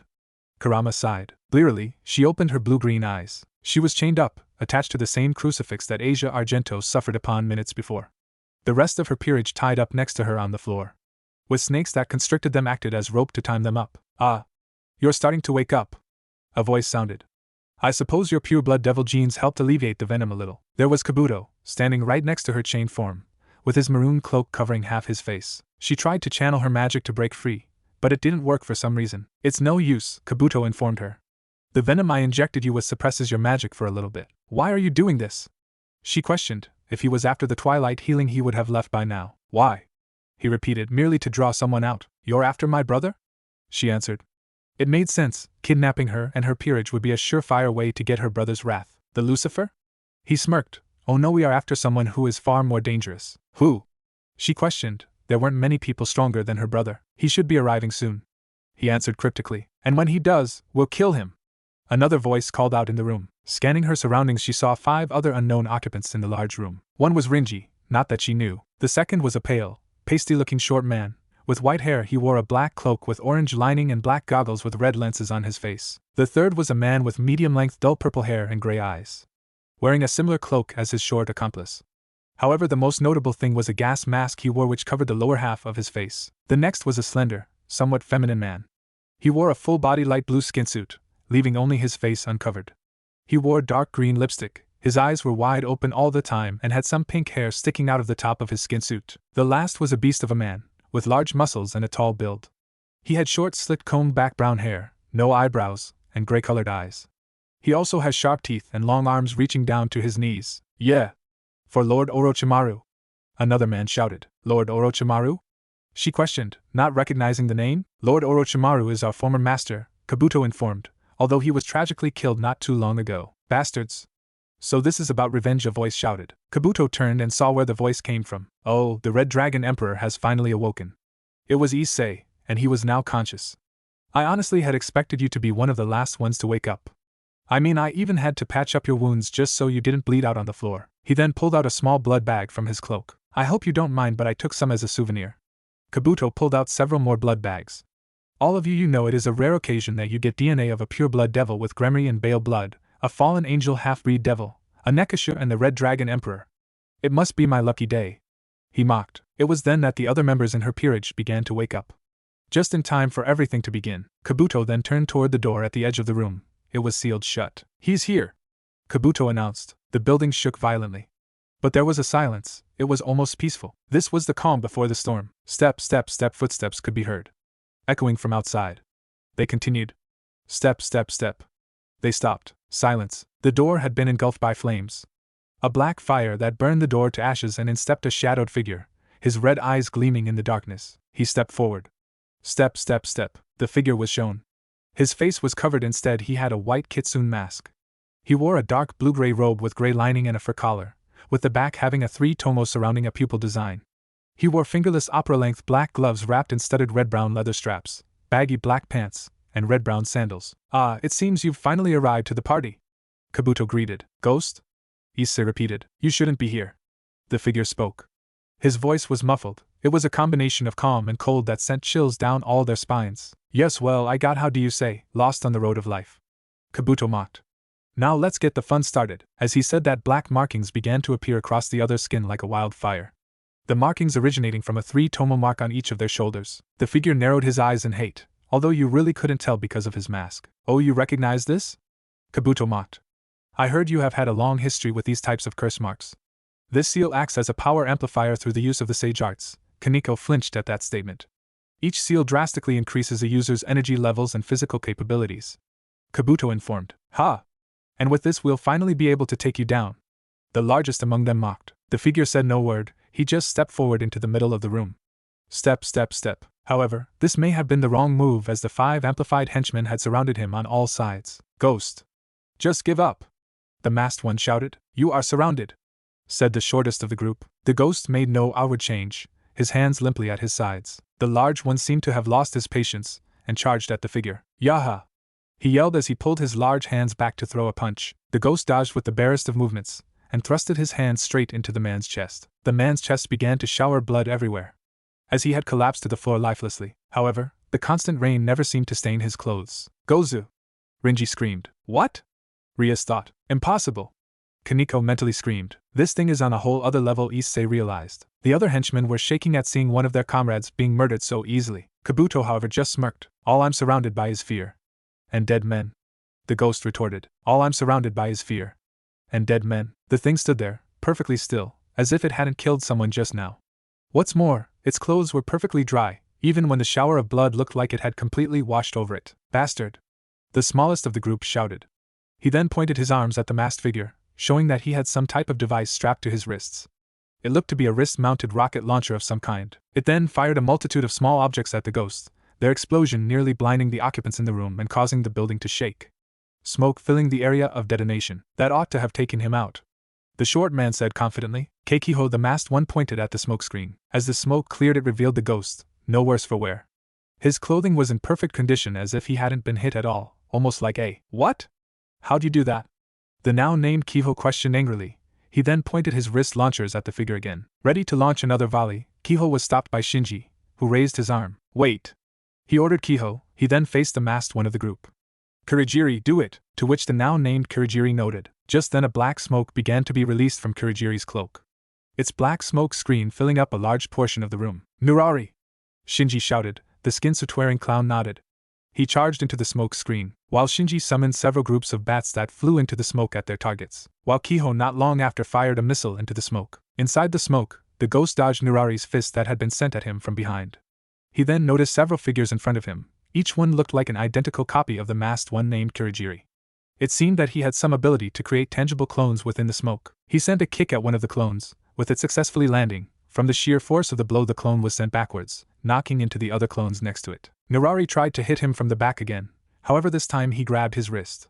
However, the skin suit-wearing man seemed to have a mucus-like substance that surrounded his body, joining their limbs together, when he touched him. Using Amaterasu, he summoned his black flames. He was able to successfully burn the substance off his hand, along with Nurari in the process.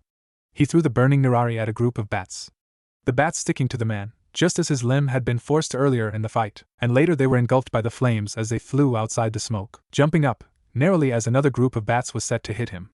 The bats, however, instead of hitting him, they hit another set of Kurigiri's clones. Grabbing the missile out of the air, he spun around and launched it back at the opposing direction. He really is something, Kabuto stated, with a hint of admiration in his voice. Watching the carnage ensue, he could tell each step was heavily planned out. Nurari had apparently been set aflame, him flying out of the smoke directly onto Kurogiri. The black flames engulfing them both as their screams echoed throughout the room, the ghost having simultaneously taken out 2 opponents and disabling the smoke screen.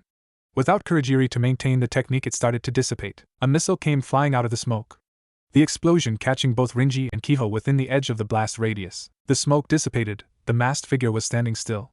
No scuffs on his clothing and no worse for wear. Fast Kaneko thought, wondered at the display. Especially as each of them had used the cursed power of the sage arts. Who or what is he? Rias questioned, both marveled and slightly terrified at the little display of power. Her other peerage members agreed with her thoughts. Oh, him? Kabuto asked. Smirking, he answered. I wouldn't want to ruin the surprise, now would I? After all, things are just now getting interesting. A swarm of bats flew straight at the figure. However, a kunai appeared from his sleeve, throwing the object at Shinji like a bullet. Much faster than the bats flying, could vaguely see a faint blue outline around the blade as it cleanly cut through the bat user's head like butter. The summons disappeared without their summoner being among the living anymore. Kiho shook in fear at the display of power of the masked figure, him being on his back from the explosion earlier. He crawled backwards in fear as the masked figure stepped closer toward him. Stop. I give up. Jay, just let me go, I didn't want to do this. His ramblings ended as the masked figure shoved his foot directly into Kiho's head, him suffering a similar fate as Gozu as his blood splattered everywhere. Step. He walked toward them again. Kabuto clapped his hands at the display, the rings of twilight healing on each of his middle fingers. Wonderful. Just wonderful. Kabuto commented on the display. Honestly, that strength is one of the things I admire about you. Silence. Yes, I really do admire you after all the pain you went through in your life, Kabuto stated, the masked man stopping at the remark. Oh, ready to listen now? He mocked. However, a kunai was sent directly at Kabuto's face. Kabuto activated his chakra scalpels as his hands started to glow blue as he cut straight through the kunai. However, the silver ring, when exposed to the powerful lacerating energy, had cracked. Oh no! Look at what you made me do, he said, inspecting the cracks on the ring. An evil smirk erected itself onto his face. He channeled more of his energy into both of his hands, the powerful rings straining under the pressure. Shatter. The divine rings breaking under the pressure, as the twilight healing of Asia Argento was no more. No! Issei screamed in rage. Those were Asia's, damn it. And you broke them, again with the interruptions. Kabuto sighed. The snakes that wrapped around her peerage members constricted them even more. Ack. Issei moaned in pain. The rest of her peerage did as well. Akino, however, seemed to moan in pleasure. The snakes then wrapped themselves around their mouths. Stop this right now! Rias demanded, not happy with her peerage's suffering. Kabuto turned towards her. The ghost stepped forward. You're in no position to be demanding anything, Kabuto stated. A white snake slithered up to Rias's hanging position, its fangs ready to bite her at any moment. This stopped the masked figure's movement, turning back to the masked figure. Now that all of the interruptions are taken care of. Where was I? He took on a thoughtful expression. As I was saying, after Lord Orochimaru died, I lost sense of my identity again, of who I was. I never knew my parents or homeland. The enemy took me into their custody when I was very little. I was used as a spy since I was a child, moving around from country to country, faction to faction. For a long time the idea of homeland was alien to me, until I became Lord Orochimaru's disciple, and now, it's gone again. The pain of not knowing who I am or being without an identity. You understand it well, don't you? He asked. Silence. Who are you really? Are you yourself or Inder's ghost? I know you have lost everything, and with what Lord Orochimaru put you through, you must have questioned your identity. Who you were meant to be. He turned his head to the left. But you had faith in your strength, and told yourself that you truly are yourself. You forged your own identity. In doing so, you overcame everything. That's why you're confident, and you have no doubts at all about your identity, and why you found friends who accept you so readily. But my story is different. He pulled his hood down. Instead of reaching beyond Lord Orochimaru, I stubbornly kept clinging on tightly to his power. He took off his glasses. Now I have an idea about what you must have felt about yourself. You made me see, and so I decided I would be like you. That's why my path is clear to me. He turned his head, revealing the left side of his face. It was like an infection. His left side was white and scaly, like that of his snakes. Kabuto's eye became yellow with slitted pupils, around which were characteristic purple clan markings. I'm going to use what I've absorbed of Lord Orochimaru to become a better, stronger Kabuto Yakushi. Shock was evident on everyone's faces. I will find a new identity. And you've given me a clue as to how. That is why I'm so grateful towards you. Lord Orochimaru is a symbol of renewal. He will live inside me as a reminder of what I must overcome. That's right. I took a part of Orochimaru's corpse after you had defeated him. And then I simply grafted that piece right onto my own body. He showed his left arm, which had a similar pale color and scale texture to it. And since then, you won't believe the life force it's given me. Every day I can feel it steadily consuming my entire body. It's amazing. It's unbelievable I have to fight desperately, just to avoid being completely subsumed by it. Every day I feel my will to surpass Lord Orochimaru reaffirmed to me. He shouted, "You are a fool." The masked figure spoke. Kabuto sighed as he put back on his glasses. "Maybe, but if you want to improve, be content to be thought foolish and stupid." He bit his thumb. He then raised his hand in front of him. "But even so, I'm not foolish enough to face you just yet," Kabuto shouted, as he lowered his hand. The ghost rushed toward his direction as he shouted, summoning Jutsu. The church was completely destroyed. In its wake was a giant three-headed snake. Kabuto was nowhere to be seen. Off to the side of the wreckage, a black spiral appeared out of thin air. Out stepped the masked figure that had been in the church seconds before. Observing his surroundings, he spotted the giant snake. Holding out his hand, his right eye spun. A black swirling orb seemed to materialize within his palm. Its black orb seemed to grow larger, gaining 4 white curved blades on each of its sides. He pulled his hand back, and threw the large mass of magic. Inferno style, Raisin Shuriken, he thought, the technique flying at its target like a bullet. It striking the snake and released a large explosion of the black flames of Amaterasu. Its 3 heads screamed in pain as it felt flames that burned at the same temperature as the surface of the sun. It collapsed to the ground not long after, dead. The masked figure staring at its lifeless form. His left eye spun, a black spiral appeared out of it. However, instead of sucking the figure in, it released the occupants from its pocket dimension, throwing the now freed Rias, Akino, Kaneko, Issei, and Kiba. "Oh wow!" Issei groaned from the rough landing. "Where are we?" he asked. Issei surveyed his surroundings, seeing the masked figure walking away from them all, his back turned. "Where's Asia?" he asked worriedly, not seeing the dead body of his friend. He heard footsteps in front of him and saw the masked figure holding her cold, dead body bridal style. Her body had severe burns and she was covered in dust, but he had recognized her instantly. It was then that Asia's death hit him. "Asia!" Issei cried, clutching onto her crisp body. The masked figure didn't say a word, turning as he walked off. "Wait!" Rias called. The masked figure stopped and turned his head, showing his blood-red eyes with 3 tomo. "Who are you?" she asked. He didn't answer. He only turned and walked forward as he disappeared within a black spiral. 1 week later, Ria-tan. Her brother's voice rang throughout the ORC building. "I was so worried when I found out what happened." "Why didn't you tell me?" her brother questioned. Surzex is a handsome man who seems to be in his early 20s. He has shoulder-length crimson hair and blue eyes, which Hane inherited from her father's Iodicus, similar to her own. He wore an expensive-looking black suit with gold lining, matching pants, a white shirt and red tie. Honestly, he very much looked like a male version of herself. "Surzex-Anasama, I'm fine and there is no need to worry," she reassured. Surzex frowned. "Yeah, I know, but you were kidnapped. And if you didn't save yourself you could have been hurt badly." That had been the story she had told Sona. That she and her peerage had been ambushed and briefly taken hostage. Then she had managed to free herself and her peerage. However, the assailant had fled and left behind a very dangerous toxin. It had to be sealed off with a barrier for the safety of the town. It had been the best thing she could think of to get her off her back. She had neglected to tell her friend about the masked individual, and she would continue to do so for the time being. At least until they received new information on him. Something about the man seemed familiar, and it was bugging her. Her queen, who was standing right beside her, interjected. "Yes. You're right, and the way that horrendous man had tied us up like that, I felt so dirty." Her words were contradictory to her actions. Akino was currently rubbing her thighs together with a heavy blush adorning her face. Ignoring Akino for the moment, she spoke, "But the point is, that we're fine. So you can get back to your duties, and how did you get away from Grafia anyway?" Surzex rubbed the back of his head. "Oh, that, I kinda of teleported here when she wasn't looking," he said with a laugh. It was then that Issei walked into the room. An intense aura of depression seemed to radiate off of him. "Hey Bucho, are those weird black flames gone yet?" he asked, not paying attention to the occupants in the room. He walked over to the unoccupied couch and unceremoniously plopped himself face forward. "Black flames?" Surzex asked, his mind running a marathon at this new information. Thinking quickly, she told him, "The assailant used intense black flames that didn't seem to stop burning, and to answer your question, Issei, the black flames disappeared last night." "I see," he stated. However, she could see the cogs turning inside his head, though he pushed this information to the back of his mind for now. "Look, Rias," he told her, "the point isn't that you're fine. It's that we're worried you didn't tell us. Not just me, but mother and father as well. We all care about you and just want you to be safe. If you cared about me, you wouldn't force me to marry him," she retorted with a hiss. Surzex had a regretful expression, but Rias continued, "Now if you excuse me, my peerage and I have somewhere to be." She got up from her desk and headed out the door with Akino following. She grabbed her, Pawn's arm, who seemed to have not been paying attention to their conversation at all. All the while, the Lucifer was thinking about the conversation that had just occurred. It had all been a blur. He could vaguely recall Akino giving the opening statement. She had worn a white and red traditional Miko outfit. He was so lost that he didn't even ogle her. Rias had really gone all out for him. He knew that she hadn't known Asia and her death likely didn't affect her that much. But she still had gotten Asia a large amount of white flowers, an extravagant white dress, and she even paid for an expensive-looking casket. But none of those things could bring her back. Asia Argento was dead. They had decided to bury her outside the destroyed church, it being a fitting place for her to be buried.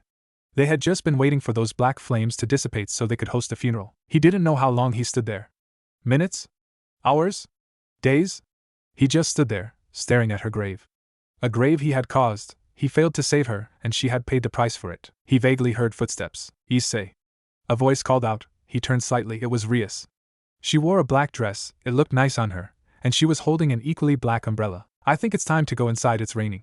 Oh, so that was why his face was wet. He had just chalked up the moistness to him crying. Now that he paid attention he could see that, yes, it was raining.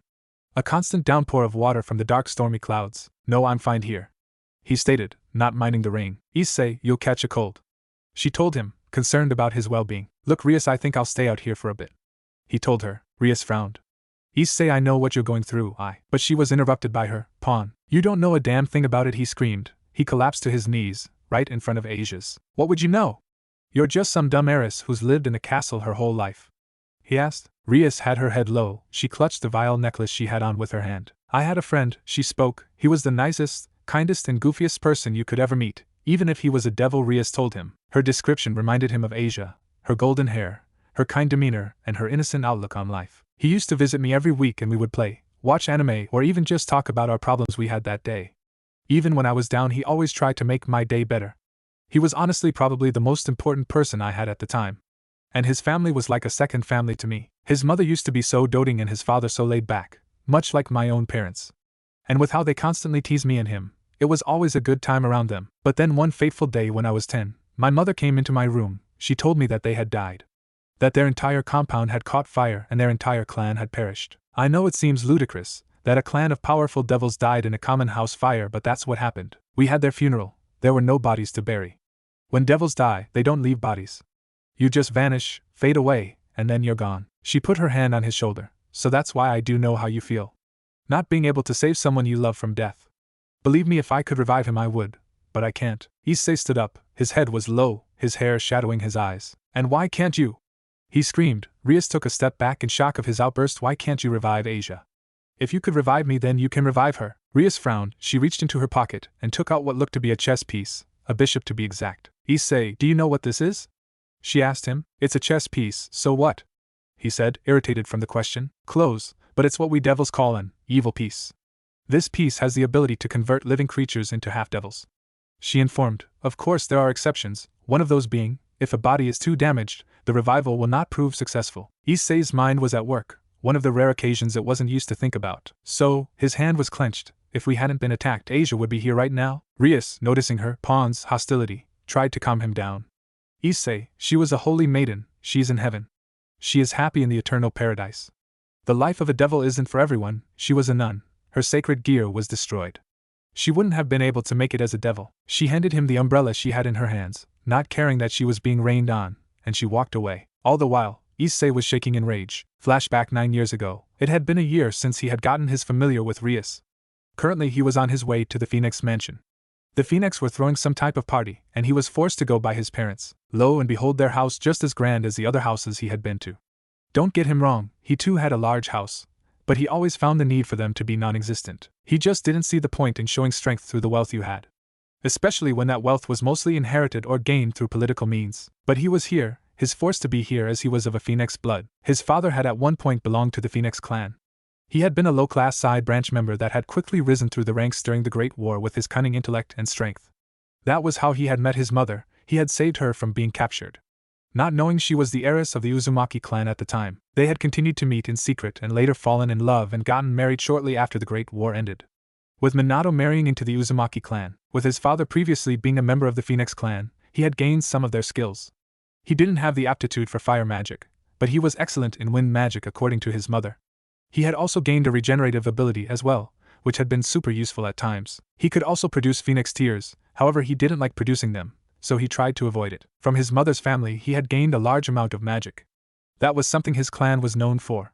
He had also gained the clan's ability to awaken the Sharingan, which was a technique that members of his clan could awaken, where he was in the familiar forest. His clan mainly used it for things like seals, which were another thing their family was known for. Being ushered inside to the ballroom, his parents promptly left to talk with the other guests. This left him alone, so he had decided to go to where the other young devils were hanging out. Spotting someone he knew, he approached them. "Hello, Sona," he greeted. Sona Citri was a young bespectacled girl his age with black hair styled in a short bob cut and violet eyes. He had met Sona through Rias, the two having had a good friendship and rivalry with each other, at least according to Rias. "Greetings, Uzumaki-san." She greeted him back. "Oh, come on, Sona, we've known each other for years. I think you've earned the right to call me Naruto by now," he told her. She adjusted her glasses and said, "And as I've told you a multitude of times, I will refrain from calling you in such a personal fashion." He frowned, and was about to retort before he was interrupted. "Naruto-kun, you know no matter how many times you asked her, she won't abide by your wishes." A voice spoke. It was Rias. "After all, she's too uptight for things like that," she teased. "By uptight she means too refined for such lack of proper manners." Sona glared back. An arm hooked around his shoulder. He smiled because he knew who it belonged to. It was a handsome young man with black hair and violet eyes. He is very tall and has a muscular build due to the extreme training he has done. This was Rias's cousin, Sarorg Bale. He had met him shortly after word got out that he killed a demon boar. He was a pretty cool guy once you looked past the constant training he put himself through. "Oh, come on, Sona, learn to be less uptight sometimes," Sarorg told her. "I believe I am acting appropriately to our current setting," she retorted, gesturing that they were currently at a ball. "Perhaps a battle maniac like you might stand to learn to be more uptight in the future." Sarorg laughed. It was a pretty well-known thing that he was known as a battle maniac among the others. Speaking of battles, he spoke, turning to himself. "Want to come over for a spar sometime? I can tell you've gotten stronger since our last one," he asked him. He nodded. "Sure, we can do it, Ween." He was interrupted by another voice. "Ha, him getting stronger. He's just a half-blood phoenix, from a middle-rate clan not even part of the 72 pillars."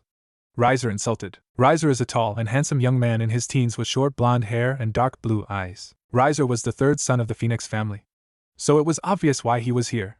He and the others had never liked him for his arrogant attitude and generally playboy wannabe attributes. Riser had an idealism that since he was a high-class phoenix with immense regenerative abilities that made him invincible. In accordance with this philosophy, Riser had always tried to put him down on account of his father originally being a low-class phoenix. Him being worse, as he, despite being a high-class devil, is only a half-blooded phoenix. "Hello, Riser, it's certainly distinctive that you are here right now," he greeted, holding back what he wanted to say. His mother wouldn't be pleased if he got into a fight, at least when he starts it. "As it should, Riser has honored you all with a glorious presence," he agreed, not taking the hint that it may not have been a compliment. "Don't you have any more women somewhere else to ogle at?" Sarorg asked. Riser turned to Sarorg and laughed.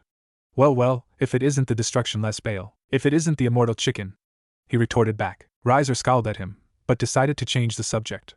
"Isn't it lovely that Riser's family decided to host such a grand party? Riser knows you must be delighted, seeing as how you rarely get to attend things like these.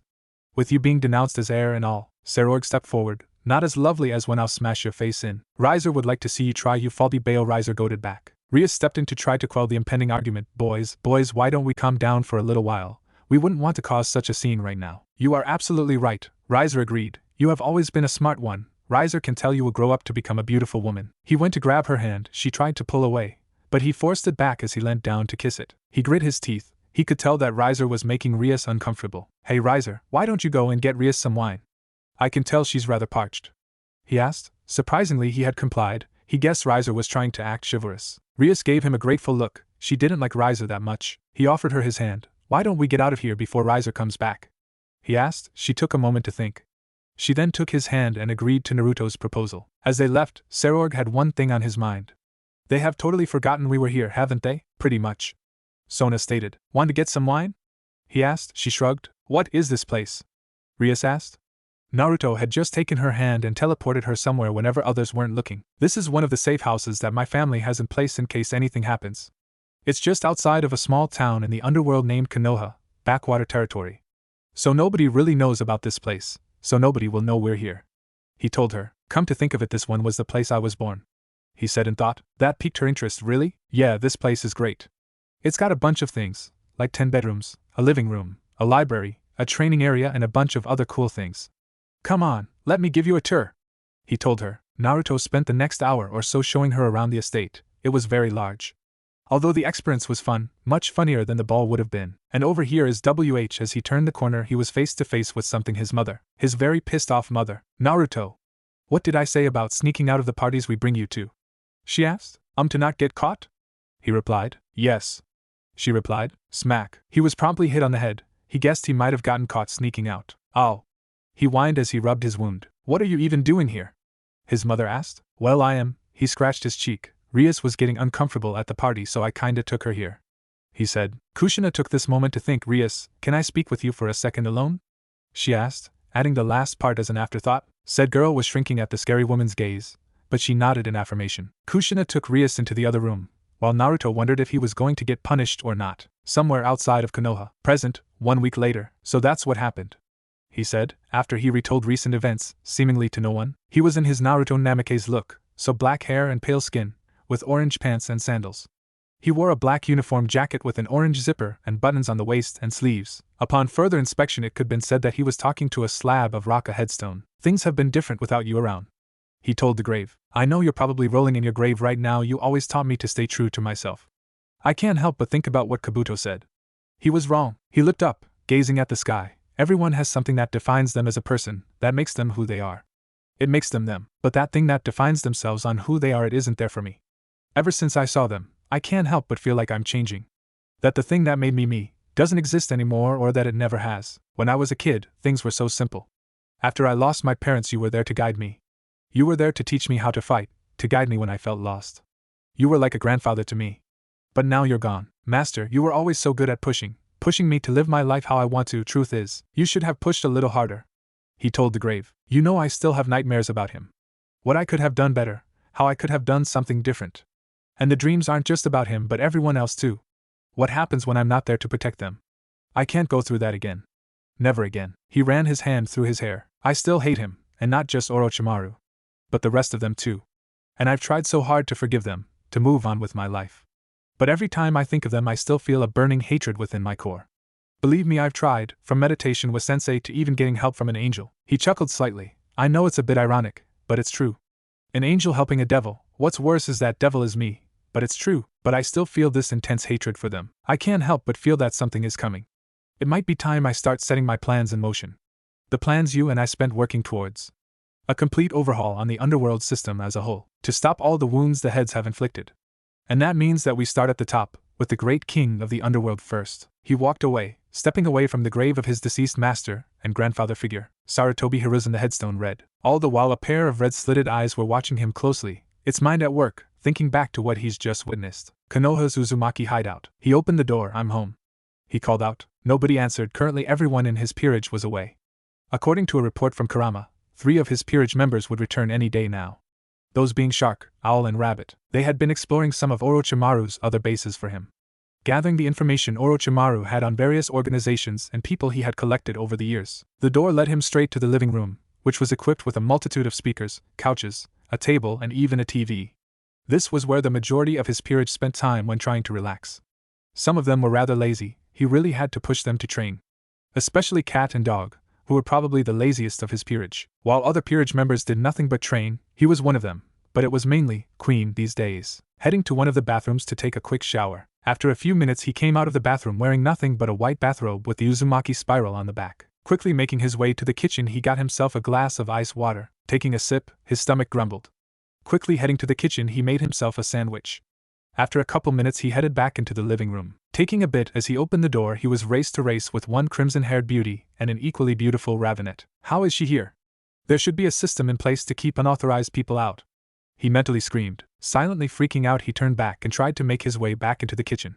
However, fate was no longer kind to him as right as he stepped forward. Creak. Slowly turning around, he was face to face with Rias Gremory and Akino Himejima. He said the only thing that could come to his mind. Hey, he greeted. 8 years ago, the room was dark, only lit up by the shimmering moonlight. A false moon for a false sky. Something the underworld put up in the last few centuries, to help the rising amounts of devil/human half-bloods adjust to their new life. They were in the underworld, specifically at the Gremory mansion, in Rias's room. Rias was currently naked, he wasn't. She had said something about her not being able to sleep with her clothes on, a trait she had inherited from her mother apparently. He hoped she grew out of it when she grew older. He was currently asleep, or was supposed to be.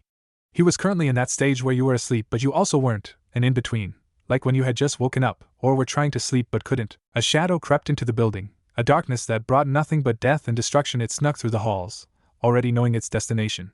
Gliding past the guards, it was unseen, a testament to the shadow's skill. It made its way to their current room, silently opening the door, which was the only accessible way to get in the room.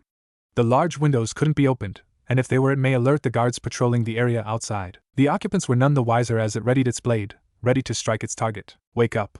A voice called out. He didn't know who it belonged to. The voice sounded familiar, like he knew the person his whole life, but he just couldn't remember who it was. "Wake up," the voice repeated. The shadow raised its arm up, ready to strike. To eliminate its target, and flee the scene, leaving everyone none the wiser. It lowered its blade, intending to pierce clearly through the target's throat. A clean cut. The target didn't need to suffer. They were only a kid after all. "Wake up!" the voice shouted. Squelch. Rias awoke to a frightening sight. It was Naruto. He had his back facing her, and a man, an assassin, had made its way this far into the compound. That had been a first. Naruto stabbed the assassin through the chest. With a three-pronged knife, she didn't know where he had gotten it. The assassin was in a position ready to stab the previous position of where Naruto had been.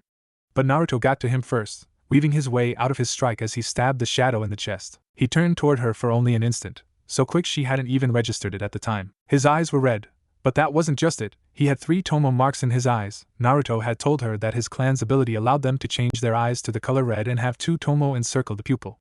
He hadn't mentioned anything about 3. Why? His eyes were glaring at the assassin with hate, just like in the forest. And just like then, that look didn't suit him at all. Flash. And just like that, with a bright yellow flash, another man appeared in their room. It looked to be an older version of Naruto. He wore a white coat with red flames on the bottom, a green flak jacket over a blue shirt, and blue pants. This was Naruto's father, Minato Uzumaki. He had never seen him so angry before. The assassin made the best move it could in its situation. It pulled the knife out its chest, so Minato couldn't follow, and applied pressure to the wound lest he bleed out. It then ran straight to the window. It didn't stop, breaking through the glass in the process. Minato had 2 choices: go after the assassin and apprehend him, or check on the 2 children to see if they were alright, and hope the guards could catch the assassin as he left. He was a father now, not a warrior anymore. He knew what choice he'd make. As he went to check back on the kids, he saw something had changed. His child's eyes were a blood red with 3 tomo. This was bad. He wasn't supposed to manifest 3 unless he needed to talk to his son. Now, not bad. The disembodied voice said. He had barely registered it though, because he collapsed into a deep sleep. The awakening was too much for his young body. He fell into unconsciousness. Unknown location. A few hours after the assassination attempt. "Are you certain?" a voice spoke. The figure just nodded. It was the assassin from earlier. A blast of red and black magic engulfed the assassin, leaving nothing in its wake. Not even ashes were left, for they were destroyed as well. "If the Indra is alive, this changes everything." The figure spoke, actually worried. He then took out a small paper. It was a business card of some kind, with a summoning circle. On the back of the card was a red cloud. Present day. Few hours ago, Rias awoke in the middle of the night, frantic about something. She had just had a dream about that fateful night so long ago. It happened about a month before the Uzumaki clan had all perished. She had repressed the memory, not wanting to remember it, but with recent events she had guessed they had resurfaced. And if they were true, it changed everything. A few hours later, Rias was at her desk in the ORC building, staring attentively at books. She had her glasses on which, being a devil, did nothing to improve her eyesight. She said they helped her focus. But she suspected Rias just like them. That was the scene that Akino Himejima walked in on. Upon further examination, the books were about devils, specifically a devil clan. An Uzumaki clan? She hadn't recalled hearing about a clan with that name before. She knew that the clan wasn't a part of the 72 pillars. Were they an extra clan? Their clan symbol seemed to be a red spiral. It was easy enough to remember. 222. Rias muttered to herself as she kept flipping the pages of a book. It seems her, King, had been so focused on her reading that she didn't see her enter the room. She pushed the book onto the table and sighed. It was so unlike her usual attitude. "Rias?" she called out, getting her. "King, oh. Akino, I didn't see you there," she said, finally noticing her. "Queen?" Akino approached her desk. "I could tell you were so focused. What were you reading?" Upon further observation, she saw the picture of an eye, with a blood-red iris, a small black pupil and 2 tomos surrounding the pupil. "It's about the ghost," she stated. "And what about him?" she asked with a frown, remembering that particular incident wasn't pleasant. Kiba had not stopped training. Kaneko had been in her own little world. Those people reminded her of her sister, with them using the sage arts. Issei had been the worst. They had tried to drag him off to train, but he had quickly given up. After Asia had died, he hadn't been the same. It was unsettling, but she didn't blame him. She too had lost someone important to her in her life. Rias pointed to the book, at the eye with 2 tomo encircling a black pupil. "Do you recognize this?" she asked. Akino hummed and thought. "I can't say I have," she told her. It was true, she hadn't seen anything like this. Rias then pulled out another piece of paper, this time with a sketch on it. "What about this?" Rias asked, as she handed her the paper. It was a similar design to the last picture, only instead of 2 tomo encircling the pupil, it was 3. It did look familiar. She racked her brain trying to come up with an answer, and then it hit her. Those were the ghost eyes, she stated. Rias nods. This is the Sharingan, an eye technique unique to those of the Uzumaki clan's bloodline, she said, pointing at the book with the previous picture. A digitsu that allows the user to have increased perception, so much so that you can almost predict the future. A perfect memory for memorizing attacks, and the ability to see magic and other in conjunction allows the user to replicate certain spells and techniques, she explained. It sounds like a deadly ability, Akino stated. Rias noted. Yes, it does. Do you think this ghost is part of this Uzumaki clan? Akino asked, noticing where this was going. Rias shook her head sadly. The Uzumaki clan all died out 8 years ago. Besides, as far as I can tell, all these book mentioned is a Sharingan with 2 tomo. As far as I know, only one person I know had a Sharingan with 3 tomo, Rias said sadly. Who? Akino asked. That single question caused a wave of sadness to emanate from Rias. It was so unlike her, King. She was usually so strong-willed and confident. Rias clutched her vile necklace. Akino frowned. That necklace was one of the taboo things to talk about in their friendship. Don't get her wrong, they were like sisters, but they each had subjects they didn't want to bring up. She had her fallen angel heritage. Rias had that. This day she still didn't know the significance of the necklace, but she guessed it was pretty important to her. She seemed to have a love-hate relationship with the object. She had caught Rias trying to throw out the thing multiple times, but each time she would always go back for it. Akino, Rias said softly, do you think there is a chance that Naruto Uzumaki is alive? Who? Flashback 9 years ago. Rias, can I speak with you for a second alone? Kushina asked, adding the last part as an afterthought. Said girl was shrinking at the scary woman's gaze, but she nodded in affirmation. Kushina took Rias into the other room, and as they left, Naruto was wondering if he was going to get punished or not. Lady Uzumaki? Rias asked. Kushina was just dragging her through the hideout.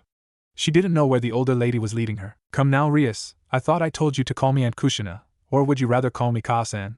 She asked slightly teasingly. Rias was red in the face at what Naruto's mother was implying. No, I think Oba-san is just fine, she told her, trying to gain back some of her composure. Kushina just laughed. They reached a room. It was a standard room, with a desk and bookshelves for working. But what really took her breath away was the large window that showed her what was outside. Wow, she said in awe. This building seemed to be atop a mountain, and you could see the entire village outside. Sure, it wasn't as large as some of the other cities she had seen in the underworld, but the way the sunset looked across the sky, with the way its light was cast over the trees, and the small buildings that were of a Japanese style. Budding was the people that were what had her, with the way they all talked to one another, as if they all knew each other, like they were one big family. It was peaceful. Yup, Kushina said in agreement. Every time I see it, it just gets to me, you know. But that's not what I brought you here for, she told her. What did you bring me here for? Rias asked. Take a look around, she told her. Around the room, there were a large amount of kanji on the walls. She walked up to them, touching one with her finger. What are these? She asked. They're seals, Kushina answered. She took her finger off. A specialty of the Uzumaki clan. They used to do all sorts of things, like for example, security for the whole building. Looking at them, they looked complicated. She didn't understand any of them. How do you know what they all mean? Rias asked. Well, we practice, she told her. But between you and me, it helps to have these, Kushina said, gesturing to her eyes. They were a blood red, with 2 tomo, just like Naruto's had been. Your eyes, they're just like. Rias trailed off. Like Naruto's, Kushina answered. She nodded. I'm surprised Naruto hadn't told you. It's called the Sharingan, dear. A digitsu unique to those of the Uzumaki bloodline. It helps a lot to see magic and remember stuff, she told her. Kushina trailed the kanji with her finger, until she stopped at a group of kanji that went in a circle at the corner of the room. Here, channel your magic into this, she told her. She did as instructed. She felt a pull on her magic, and the kanji glowed a bright red. What did it do? Rias asked. It just allowed the house to recognize your magic, allowing you to enter whenever you want, she informed. Why? She asked. Why? Kushina repeated. So you can go here with Naruto whenever you want. Kushina leaned forward, a teasing smirk adorning her face. Don't think I haven't seen those looks you're giving my son. Rias blushed, and tried to regain her composure. I don't know what you're talking about, she told her. Kushina still had that smirk on her face. Oh really? Well, judging by the way you look at him, I'd say you have a bit of a crush on him. Rias blushed even more, but doubled down. I still don't know what you're talking about. Kushina frowned. Well, that's too bad, she smirked again. I was hoping when you get older, you can come here to chat, she teased. Rias knew what she was talking about. Even though they were kids, they were also devils. They had been educated on all sorts of things, including sex and alcohol. Kushina laughed. I'm just teasing. Now let's get back to Naruto. I still need to punish him. Konoha, Uzumaki hideout. Present, a few minutes ago, so let me get this straight. Your childhood friend, who's been thought dead for years, might actually be alive. And we're going to this hideout, which nobody knows about, to see if we can find a clue that he's alive, and that you're not just crazy? Aquino asked. That about summarizes up our situation, Rias stated. All right, was her short reply. She was hoping she was right, she didn't know what she would do if she were. But the other alternative was that someone had stolen Naruto's eyes. She vaguely recalled one of Naruto's bodyguards who only had a single Sharingan eye. Apparently he had gained it through some type of eye transplant. But that thought made her blood boil. Just the thought that someone had stolen Naruto's eyes and were using them for whatever means they wanted bothered her a lot. There it is, she said in remembrance. It was the same building, the same hilltop, overlooking the same village she had seen when Naruto took her here all those years ago. She hadn't gotten a good look at it before, but seeing it now, it was all so beautiful. She felt a bit of the emotions overtook her. That's why she brought Aquino, for emotional support. It wouldn't do for these old emotions to overtake her at the moment, not when she was so rushing up to the door. She put her hand out, and channeled some magic into the door. It was silent. Wow, she sighed in nostalgia. The door led her straight to the living room, which was equipped with a multitude of speakers, couches, a table and even a TV. I remember that, she stated. In front of her was a coat on a mannequin. A coat she had seen Naruto's father wear on that fateful night they had almost been assassinated. A white short-sleeved haori with red flames at the bottom. Searching the room she spotted something. A glass of water. Aquino! Come here and look at this, she called out. What is it? What did you find? She asked a little bit too fast. Aquino was now wearing Minato's haori. She ignored it for now. Look, she told her, this glass has ice cubes in it. Yes, that's what happens when water gets cold, Aquino teased. A figure could be seen entering the room behind them. No, what I'm saying is the figure behind them was Naruto, in his bathrobe. Don't you think it's a little odd that the ice hasn't melted yet? Naruto was behind them, freaking out. One of life's great mysteries, Aquino told her. Naruto turned, and was about to walk away when, creak, slowly, turning around, Rias and Aquino were face to face with a bathrobe-clad blonde, with spiky hair, blue eyes and whisker marks. Hey! He greeted. Oh! They screamed. Present, but you're dead. Rias spoke in shock. Are you a ghost? Aquino asked, grabbing his jaw as she moved it around in her hand. Naruto! She called out, not believing this to be true. Hey to Tomato-chan. He greeted through Aquino's movements. He swatted her hand away. There had better be a really good explanation through this, Rias yelled out through gritted teeth. Naruto thought about it, pausing to come up with the right words to say. Look, Rias, he sighed. I know you deserve a good explanation for everything, but I can't just give you one right now. I'm sorry, he apologized. Rias's head was low, her hair shadowed her eyes. That's it, she yelled. Her eyes were red. After 8 years. 8 long. All you have to say is, I am sorry, she shouted. She blasted her power of destruction at him. He dodged, the blast destroying the door and wall behind him. My door, he called out. She blasted him again, destroying more of the wall and a television set. And again as he dodged strike after, Aquino even joined in, shooting lightning of her own. Each shot seemed to miss him and do more damage to the room. She got tired until she just walked up to him and punched him in the face. It didn't seem to do any damage, but she didn't care. Again and again, blow after blow, she kept hitting him, all her pain over the years mixed into every punch, until she finally collapsed from her emotions, right onto his chest. I thought you were dead, she cried out softly. He felt a wetness in his chest. Riasai, he clutched her, his heart broke. Being away for so long took a toll on him. For a moment, they were in each other's embrace, just like it had been, so long ago. It wasn't to last. He pushed her away. He steeled his heart. He knew why he had stayed away from her. To protect her. He didn't know if he was strong enough to protect her now, when he had failed so many times protecting others. Rias, I can't do this, he told her, the look of hurt and betrayal she gave him. It was like a blow to his chest, right to his heart, but he continued on. The boy you knew, the boy who gave you that necklace. He died so long ago. He spoke, but Rias tried to interject, but she was cut off. You deserve better than what's left, he told her. Don't tell me what I deserve, she hissed out. Rias! He hissed back, sighing. He said, I want you to leave. What? She asked. Her tears were now flowing. She didn't know how she wanted this reunion to end up, but it wasn't like this. You heard me. I want you to leave, to go back to Kua and live your life, to be happy, and forget about me, he told her. She wanted to argue, to plead with him to stay, to get an explanation out of him. But if this Naruto were just as stubborn as the old one, it was a fruitless effort. Aquino was baffled at the display. This Rias didn't act like the heiress to a powerful devil clan, the smart, confident, stubborn king she had served for 7 years. This Rias was broken and hurt, and she could only stare at the person who caused this in hate. She readied her magic, activating a magic circle, ready to fry him to dust, because he hurt her best friend, her sister, in all but blood. Aquino, we're leaving, Rias ordered softly, her head low, she just looked so defeated. Rias and Aquino left, Aquino throwing his father's coat on the ground. It hurt him, but he had to do it. He knew it was the right choice. Sometimes, the hardest choices require the strongest of wills. Kurama sighed. He had been hiding in the rafters, a place he usually slept, watching everything unfold. Everything went exactly as he expected.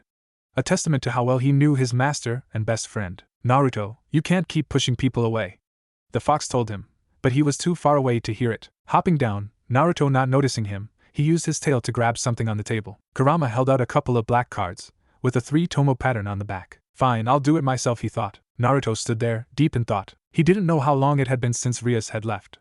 But he hadn't moved since. He was just standing at the center of the rubble. 3 people entered the house. We're home, a male's voice called out. The first was a lean-built 17-year-old man of average height. He had straight white hair with a light blue tint to it, almond-shaped purple eyes, and strange shark-like teeth.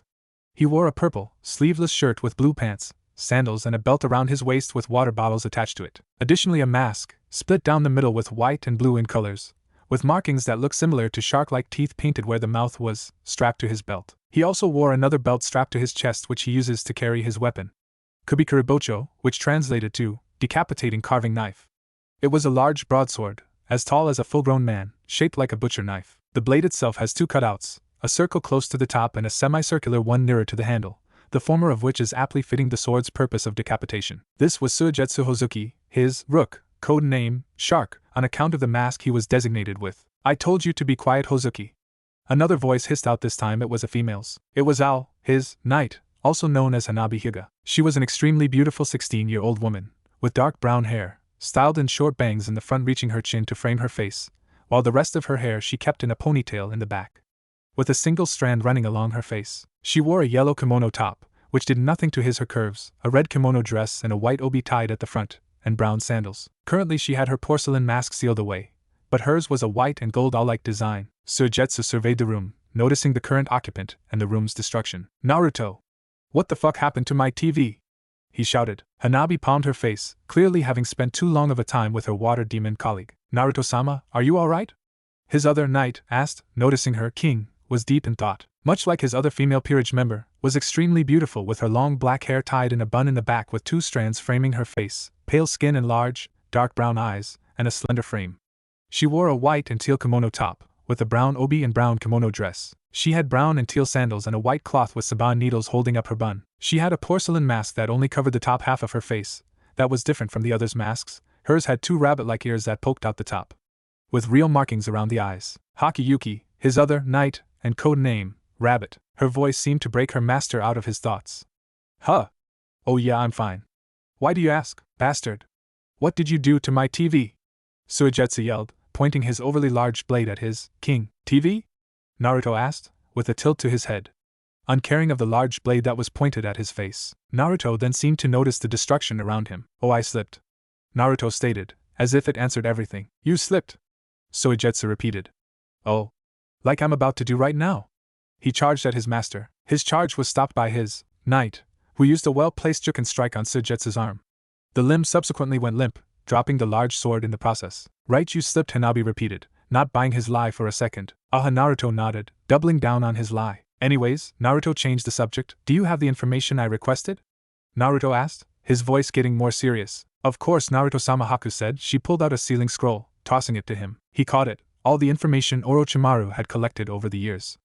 Hanabi informed him of the contents. Naruto nodded. Wonderful, I trust it wasn't too much trouble for you 3? Suigetsu laughed. Ha, as if a couple of that snake's goons could pose a threat to us. He bragged. Says the weakest in the group. Hanabi teased. What did you say, you blind bitch? Suigetsu yelled back. Oh, nothing, it's just that without all that water you're pretty useless. Hanabi taunted back. This went on for several more minutes, until Haku finally had enough. Grabbing onto each of their shoulders, she squeezed them tightly. Quiet, both of you, Haku ordered, gesturing toward their master, who's still looking in the scroll. However, he still seemed to be lost in thought about something. He rolled up the scroll and sealed it on his arm. Alright, I'm going to go train, Naruto told his peerage. Hey, what about my TV?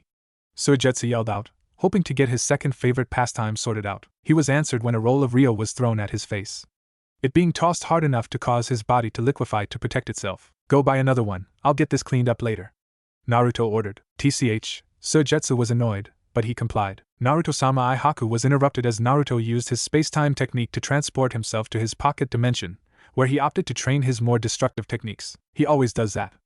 Haku sighed. Hanabi nodded. Something happened. Hanabi pointed out. Haku agreed, while Sujetsu went to town to get a new TV. What do you think happened? Hanabi asked. Haku had always been the one to understand Naruto the best. Haku gave it some thought. I don't know, she admitted. He hasn't acted like this since. She trailed off. Since? Hanabi asked, not following her senior's thoughts. Since the incident happened. Haku finished. Incident? She asked, as she frowned. She hated not being in the loop of things. It's none of your concern. She told her junior, but judging by the look Hanabi was giving her, she knew her fellow knight wouldn't relent unless she gave her more information. About a year or so before you joined us, a certain incident happened, affecting Naruto to most. That is all I can say. She told her, walking away, but not very far. What are you doing? Hanabi asked. I'm cleaning, was Haku's short reply, and she was using her magic to destroy the broken rubble. I thought Naruto-sama said that he would clean it up when he got back. Hanabi pointed out. I know, but he won't be back for a while, she told her. Hanabi shrugged at her senior knight and sat on the couch, which was slightly destroyed, waiting for Suigetsu to return with a new TV. Teleporting back to the ORC building, Rias had a dejected aura. Akino, on the other hand, was pissed. Some bastard had made her, king, cry. The one who took her in when her family had scorned her. Rias had been with her through thick and thin, and she was in pain, and that man, who claimed to care for her, had hurt her. He had abandoned her, just like how he had abandoned her. Akino? Can you give me a moment alone? Rias asked. Rias Akino pleaded, but she was cut off. Please, I want to be alone right now. She told her queen. All right, Akino gripped her friend's hand, but just know I'm here for you. She told her. Rias nodded. As her queen left, Rias decided to take the most comfortable option and laid down on the couch. She didn't know how to feel right now. She had just found out her childhood friend, the one she thought was dead for years, was alive and well. That thought made her happy. But now, Naruto Uzumaki is different, changed. Even if his joke stayed the same, she could tell, it was a mask to hide his pain. There you are, Red. A voice spoke. That seemed to break her out of her thoughts. Looking around, she didn't see anybody here. But the voice had to come somewhere, so looking again she spotted someone, or should she say something, on her desk. It was a fox with 7 bushy tails, rabbit-like ears, black markings around its eyes, and blood-red slitted eyes. Kurama? She asked. Even with the change in size, new markings, the fact he had grown 6 more tails, she still recognized him. Do you know any other foxes that I don't know about? The fox asked sarcastically. But you can talk? She stated in shock. You didn't talk before. Last time you saw me I was a kid. You tried talking as an infant. He retorted. An uncomfortable silence grew between them. Why are you here? Rias finally asked. Well, Red, I saw your little reunion with Naruto. Kurama started. Rias frowned at the reminder. He's different. She stated. Yes, he is. He agreed. He's also still the same. What do you mean? Rias asked. Naruto has always been a very loving person. It runs in his family. Kurama stated. Naruto would go from heaven to hell for someone he cares about. He told her. She smiled. That was one of the things she remembered about him.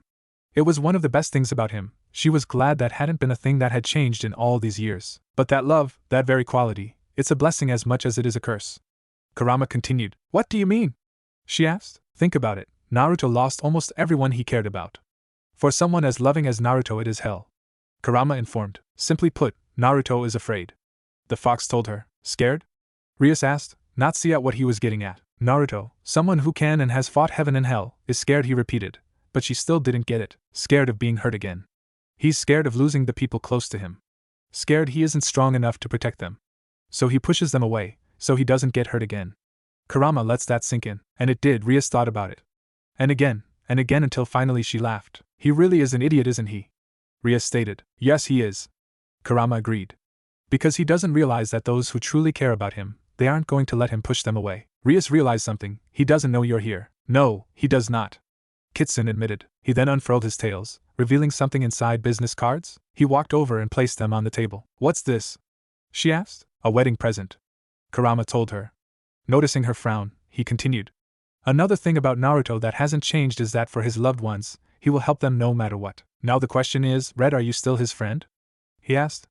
The fox headed towards the window. Oh, and a bit of advice, if you want to find out about Naruto Uzumaki, ask the Lucifer about Indra Otsutsuki. Kurama instructed. The fox, instead of opening the window and leaving, decided to disappear into the shadows. Observing what the fox had left her, she noticed something. The cards were black on one side and red on the other. On the back was the same 3-tomo design Naruto had on his Sharingan. But on the back was a phone number, along with an intricate symbol, a summoning circle. These would prove useful, but first she had to ask her brother about something. Lucifer Mansion. Long ago, before there were devils and fallen, there was just angels. The angels served God because he had created them. God gave the angels free will, and for that they loved him. But eventually God created humans, in his image. Humans soon became God's favorite. But eventually an angel got jealous of God and humanity. He loved God so much he had wanted to become him. He gathered others who had felt the same as himself, and staged a rebellion against God. This angel's name was Lucifer. But Lucifer's plan had failed, and in turn, God had cast those who revolted to hell. And instead of love, those cast out had felt nothing but hate. Their wings began to mutate and change. Their holy, angelic, dove-like wings began to morph into wings not unlike a bat's. Lucifer, angry at God, decided to use humanity's free will against them. Tempting the first humans with sin, they were cast out of Eden. Soon after, other angels fell from grace, but instead of casting out their love of God, they clung to it, making them fallen angels, whose wings resembled that of a crow. However, the newly made fallen angels were left without a home. They could no longer enter heaven, and the earth belonged to the humans, so that only left one place. And so the war for the underworld began, and soon heaven was dragged along with it. The Great War began, with a three-way battle between angels, devils, and fallen angels. Millennia passed, soon all three sides had lost too much. The fallen were the first to surrender, them losing many of their leaders. So the war between devils and angels began. But so the original Mao, Lucifer, Leviathan, Beelzebub, and Asmodeus had fallen. And God had been heavily injured. With the death of the Mao, the rise of the great king of the Baal clan kept the underworld in check. Many of the descendants of the Mao wanted to keep fighting. However, there were also those who wanted to stop. Soon a civil war started, with the old Satan faction being those who wanted to keep fighting, and the new devil faction being those who wanted to stop. Soon the new devil faction won, defeating the descendants of the Mao, and the strongest of the new devil faction claimed their names as a title. One of those devils being her older brother, formerly Sirzek's Gremory, the Crimson Satan, who, like her, wields the power of destruction of the Baal clan, combined with blood of the Gremory clan, which allowed for their members to have excellent control over their magic. This was Sirzek's Lucifer, the strongest Satan, and he was currently outstretching his arms waiting for her to give him a large hug. When she didn't, he pouted. Yes, the Lucifer, and the strongest devil in their faction was pouting. Rias. And now he was whining. It was subsequently stopped by Grafia, the strongest, queen, Lucifer's personal maid, and her aunt. She grabbed his cheek, like a mother would a naughty child. Lucifer-sama, this is no way a Mao should act, she chastised. Guafia. He pleaded for her to stop, and after a few minutes, she finally let go, after she thought he learned his lesson. All right, her brother started, trying to regain his composure. What brings you here? Usually you want nothing to do with this place, he asked. I must admit I'm also curious, Grafia admitted. You called rather suddenly. It was lucky that we were able to squeeze you into Lucifer-sama's schedule. Had you not been Lucifer's sister, we wouldn't even have entertained the idea of a meeting. I hope you haven't lost the manners Lady Gremory has instilled in you in your time away from the underworld. What Grafia means is, she is happy to see you. He translated, clapping his hands together. He asked, so Rias, what's up? Well, recently I came across some information on a problem I've been having and was wondering if you could enlighten me on the subject. Rias asked. Sirzek thought about it. All right, and what's the question? She didn't know how to phrase it right, so she just went out and said it. Who is Indra Otsutsuki? Rias asked. The mood instantly changed, with Sirzek and Grafia having a stern expression. It was unnerving to see her usually goofy and kind brother. Rias, how did you find out that name? He asked harshly. She was a little taken aback at the sudden force. Just who is Indra Otsutsuki? How, Rias? He asked a little more forcefully. However, he realized how he was acting and calmed down, while his queen placed a comforting hand on his shoulder. I'm sorry, he hadn't meant to be so forceful. But Rias, how did you learn that name? I need to know. Rias bit her lip. Truthfully, she wanted to keep this information to herself. If I tell you, I want you both to promise you won't tell anybody else, she requested. All right. They both nodded. She paused, thinking on the best way to tell them. Recently I found out Naruto Uzumaki is alive. She decided to say it bluntly. What? Sirzek asked, wondering if he heard her right. After visiting with him, she paused, not liking the memory it brought up. I was visited by his familiar, he gave me these. She placed a summoning card on the desk, and he told me to ask the Lucifer about Indra Otsutsuki. She told him. Sirzek thought about this new information, going over everything she had just told him, and what she had left out. Until finally he came to a conclusion. Reaching into his desk, he pulled out a black book, on with a black cover and a similar 3-tomo pattern to Naruto's card. Alright, I suppose it's time you learned the legend of Indra Otsutsuki. 8 years ago, a few hours after the attack, he had awoken. His magic reserves were rather low, and his eyes hurt like hell. He had awoken in the Konoha safe house, which was odd. The room was dark, but there were 3 occupants in the room. Ka-san? Tu-san? What are you doing?" he asked. The expression on their faces conveyed full seriousness. They didn't answer his question, instead his father spoke something else. "It's time you learned the legend of Indra Otsutsuki." "Indra Otsutsuki?" he muttered. The name sounded foreign to him and yet oddly not. It was like something he knew, but couldn't remember what it was. "Naruto, what's the last thing you remember?" his mother asked. He thought about it. The memory was a little fuzzy. "I was with Rias, and we were attacked. I think I used the kunai Tusan gave me to call him, and then He trailed off, not remembering anything else. "It's alright if you don't remember anything else," his mother assured. His father nodded in agreement. "Naruto, tonight when you were attacked, your eyes changed," his father told him. "Changed?" he questioned. His mother handed him a mirror. Activating his Sharingan, he could see his eyes had indeed changed. They had a third tomo? 3? He said in shock. He turned to his parents. They had to know something. "Naruto, it's time you learned of our clan's true history," his mother told him. Minato took out something from a drawer, a book with a black cover and a 3-tomo design, similar to that of his eyes. His father flipped to the first page. It showed a brown-haired man with pale skin, a small pointed goatee and horn-like protrusion on his forehead. However, those weren't the strangest thing about the man, because he had 3 eyes. 2 of them being a light purple, with a ripple-like pattern, and the third one, on his forehead, was a deep blood red. "This man is Hagoromo Otsutsuki, otherwise known as God," Minato stated, as he and Kushina both winced at the mention of his holy name. This man in the picture was God, the creator of nearly all life and one of the strongest beings in existence. He flipped the page, and this time it showed 2 people. The one on the right had short, spiky brown hair, 2 locks of which were wrapped in bandages framing either side of his face. He possessed stern facial features. He had a pronounced jawline and short goatee similarly like the person in the first picture. His eyes were a golden color, and the pupils looked to be a mix between a slit and a bar-like pupil. But it was the man on the left that had caught his attention. He had long brown hair cut short on top. 2 locks wrapped in bandages framed either side of his face. His eyebrows were cut short, a symbol of nobility, and dark eyes. Wearing his hair back in a long cylinder and blue markings around his eyes, which were turned up at the corners. He also had something different about him. His eyes were a blood red with 3 tomo just like his own. "This is Azura Otsutsuki," his father named the right one, "and this is Indra Otsutsuki," his mother named the one on the left. Long ago, before Hagoromo had created humans or angels, his first 2 creations were 2 brothers. Indra Otsutsuki being the elder and Azura Otsutsuki being the youngest. The 2 were his sons in every sense of the word. Hagoromo had even gifted them both a portion of his power. Indra inherited Hagoromo's eyes, while Azura inherited his body, yin and yang, imagination and form. As time went on, Hagoromo began to create more creations, Minato explained. He turned the page. It was a picture of Indra fighting both God and Azura. Nobody knows why, but soon after Indra began to revolt, clashing with both his father and brother. The fight lasted for several days. In the end, Indra and Azura both landed a blow against one another that would eventually lead to both their demises. With Indra defeated, Hagoromo created a place to keep his elder son. A place of fire and heat. He named this place Hell. The picture was of Indra being cast out of heaven, similar to that of a certain seraphim. Then a picture of a white and red fan, a clan symbol one he didn't recognize. Indra's descendants began to inherit his Digitsu. This being the Uchiha clan, which later a portion of the clan split off and became the Uzumaki clan. Kushina explained. A picture of a Sharingan design with the 3 tomo interlocked in a kaleidoscope-like design. Some of the descendants were able to evolve their eyes, being able to channel a fraction of Indra's power, but at a cost. The more they used these eyes, the more they would succumb to blindness. No descendants' eyes were as powerful as our predecessors. That was until a picture of a man who was overshadowed by darkness. His eyes were a similar 3-tomo pattern. He had long spiked black hair and wore red-plated armor. One day a Uchiha would come to inherit Indra's full power.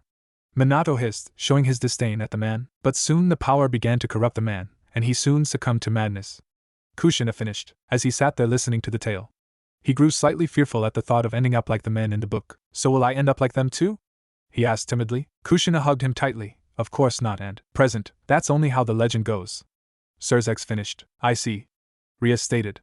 The tale was wild. It contradicted a lot of things with what they taught her before. An original inhabitant of hell, beings in their faction that could stand toe-to-toe with God himself, angels not being the first creation of God, Lucifer not being the first to betray God. "If you will excuse me, I think I'll take my leave. This trip has certainly been informative."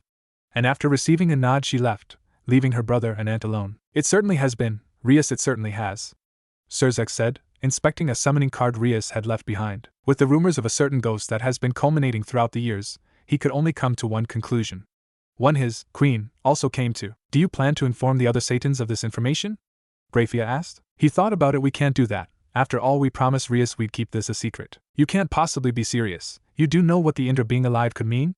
Grafia questioned. I'm totally serious. I can't be breaking a promise to my Ria-tan, he said childishly. Surzek's mood changed, becoming more serious. And I know exactly what it means. He turned the page and read aloud, the one who inherits Indra's power is destined to cause a great change within the underworld. As she stared at the defeated form of her pawn, she could only say one thing. Grafia, tell my brother I agree to the raiding game. Grafia stepped forward. I will inform him immediately. Riser laughed at that. Riser, she turned toward him and gave an icy glare. Believe me when I say we will annihilate you, she told him. He just walked off. I look forward to it, dear. Riser will see you in the game. And with that, he teleported back to the underworld in a ball of fire, laughing all the while. She, on the other hand, was plotting. Her peerage wasn't strong enough to beat the immortal Phoenix on their own. They had a limited amount of time to prepare. They would need help. And for that, she would need to do something drastic. Riser had chosen the perfect time to strike at her and her peerage.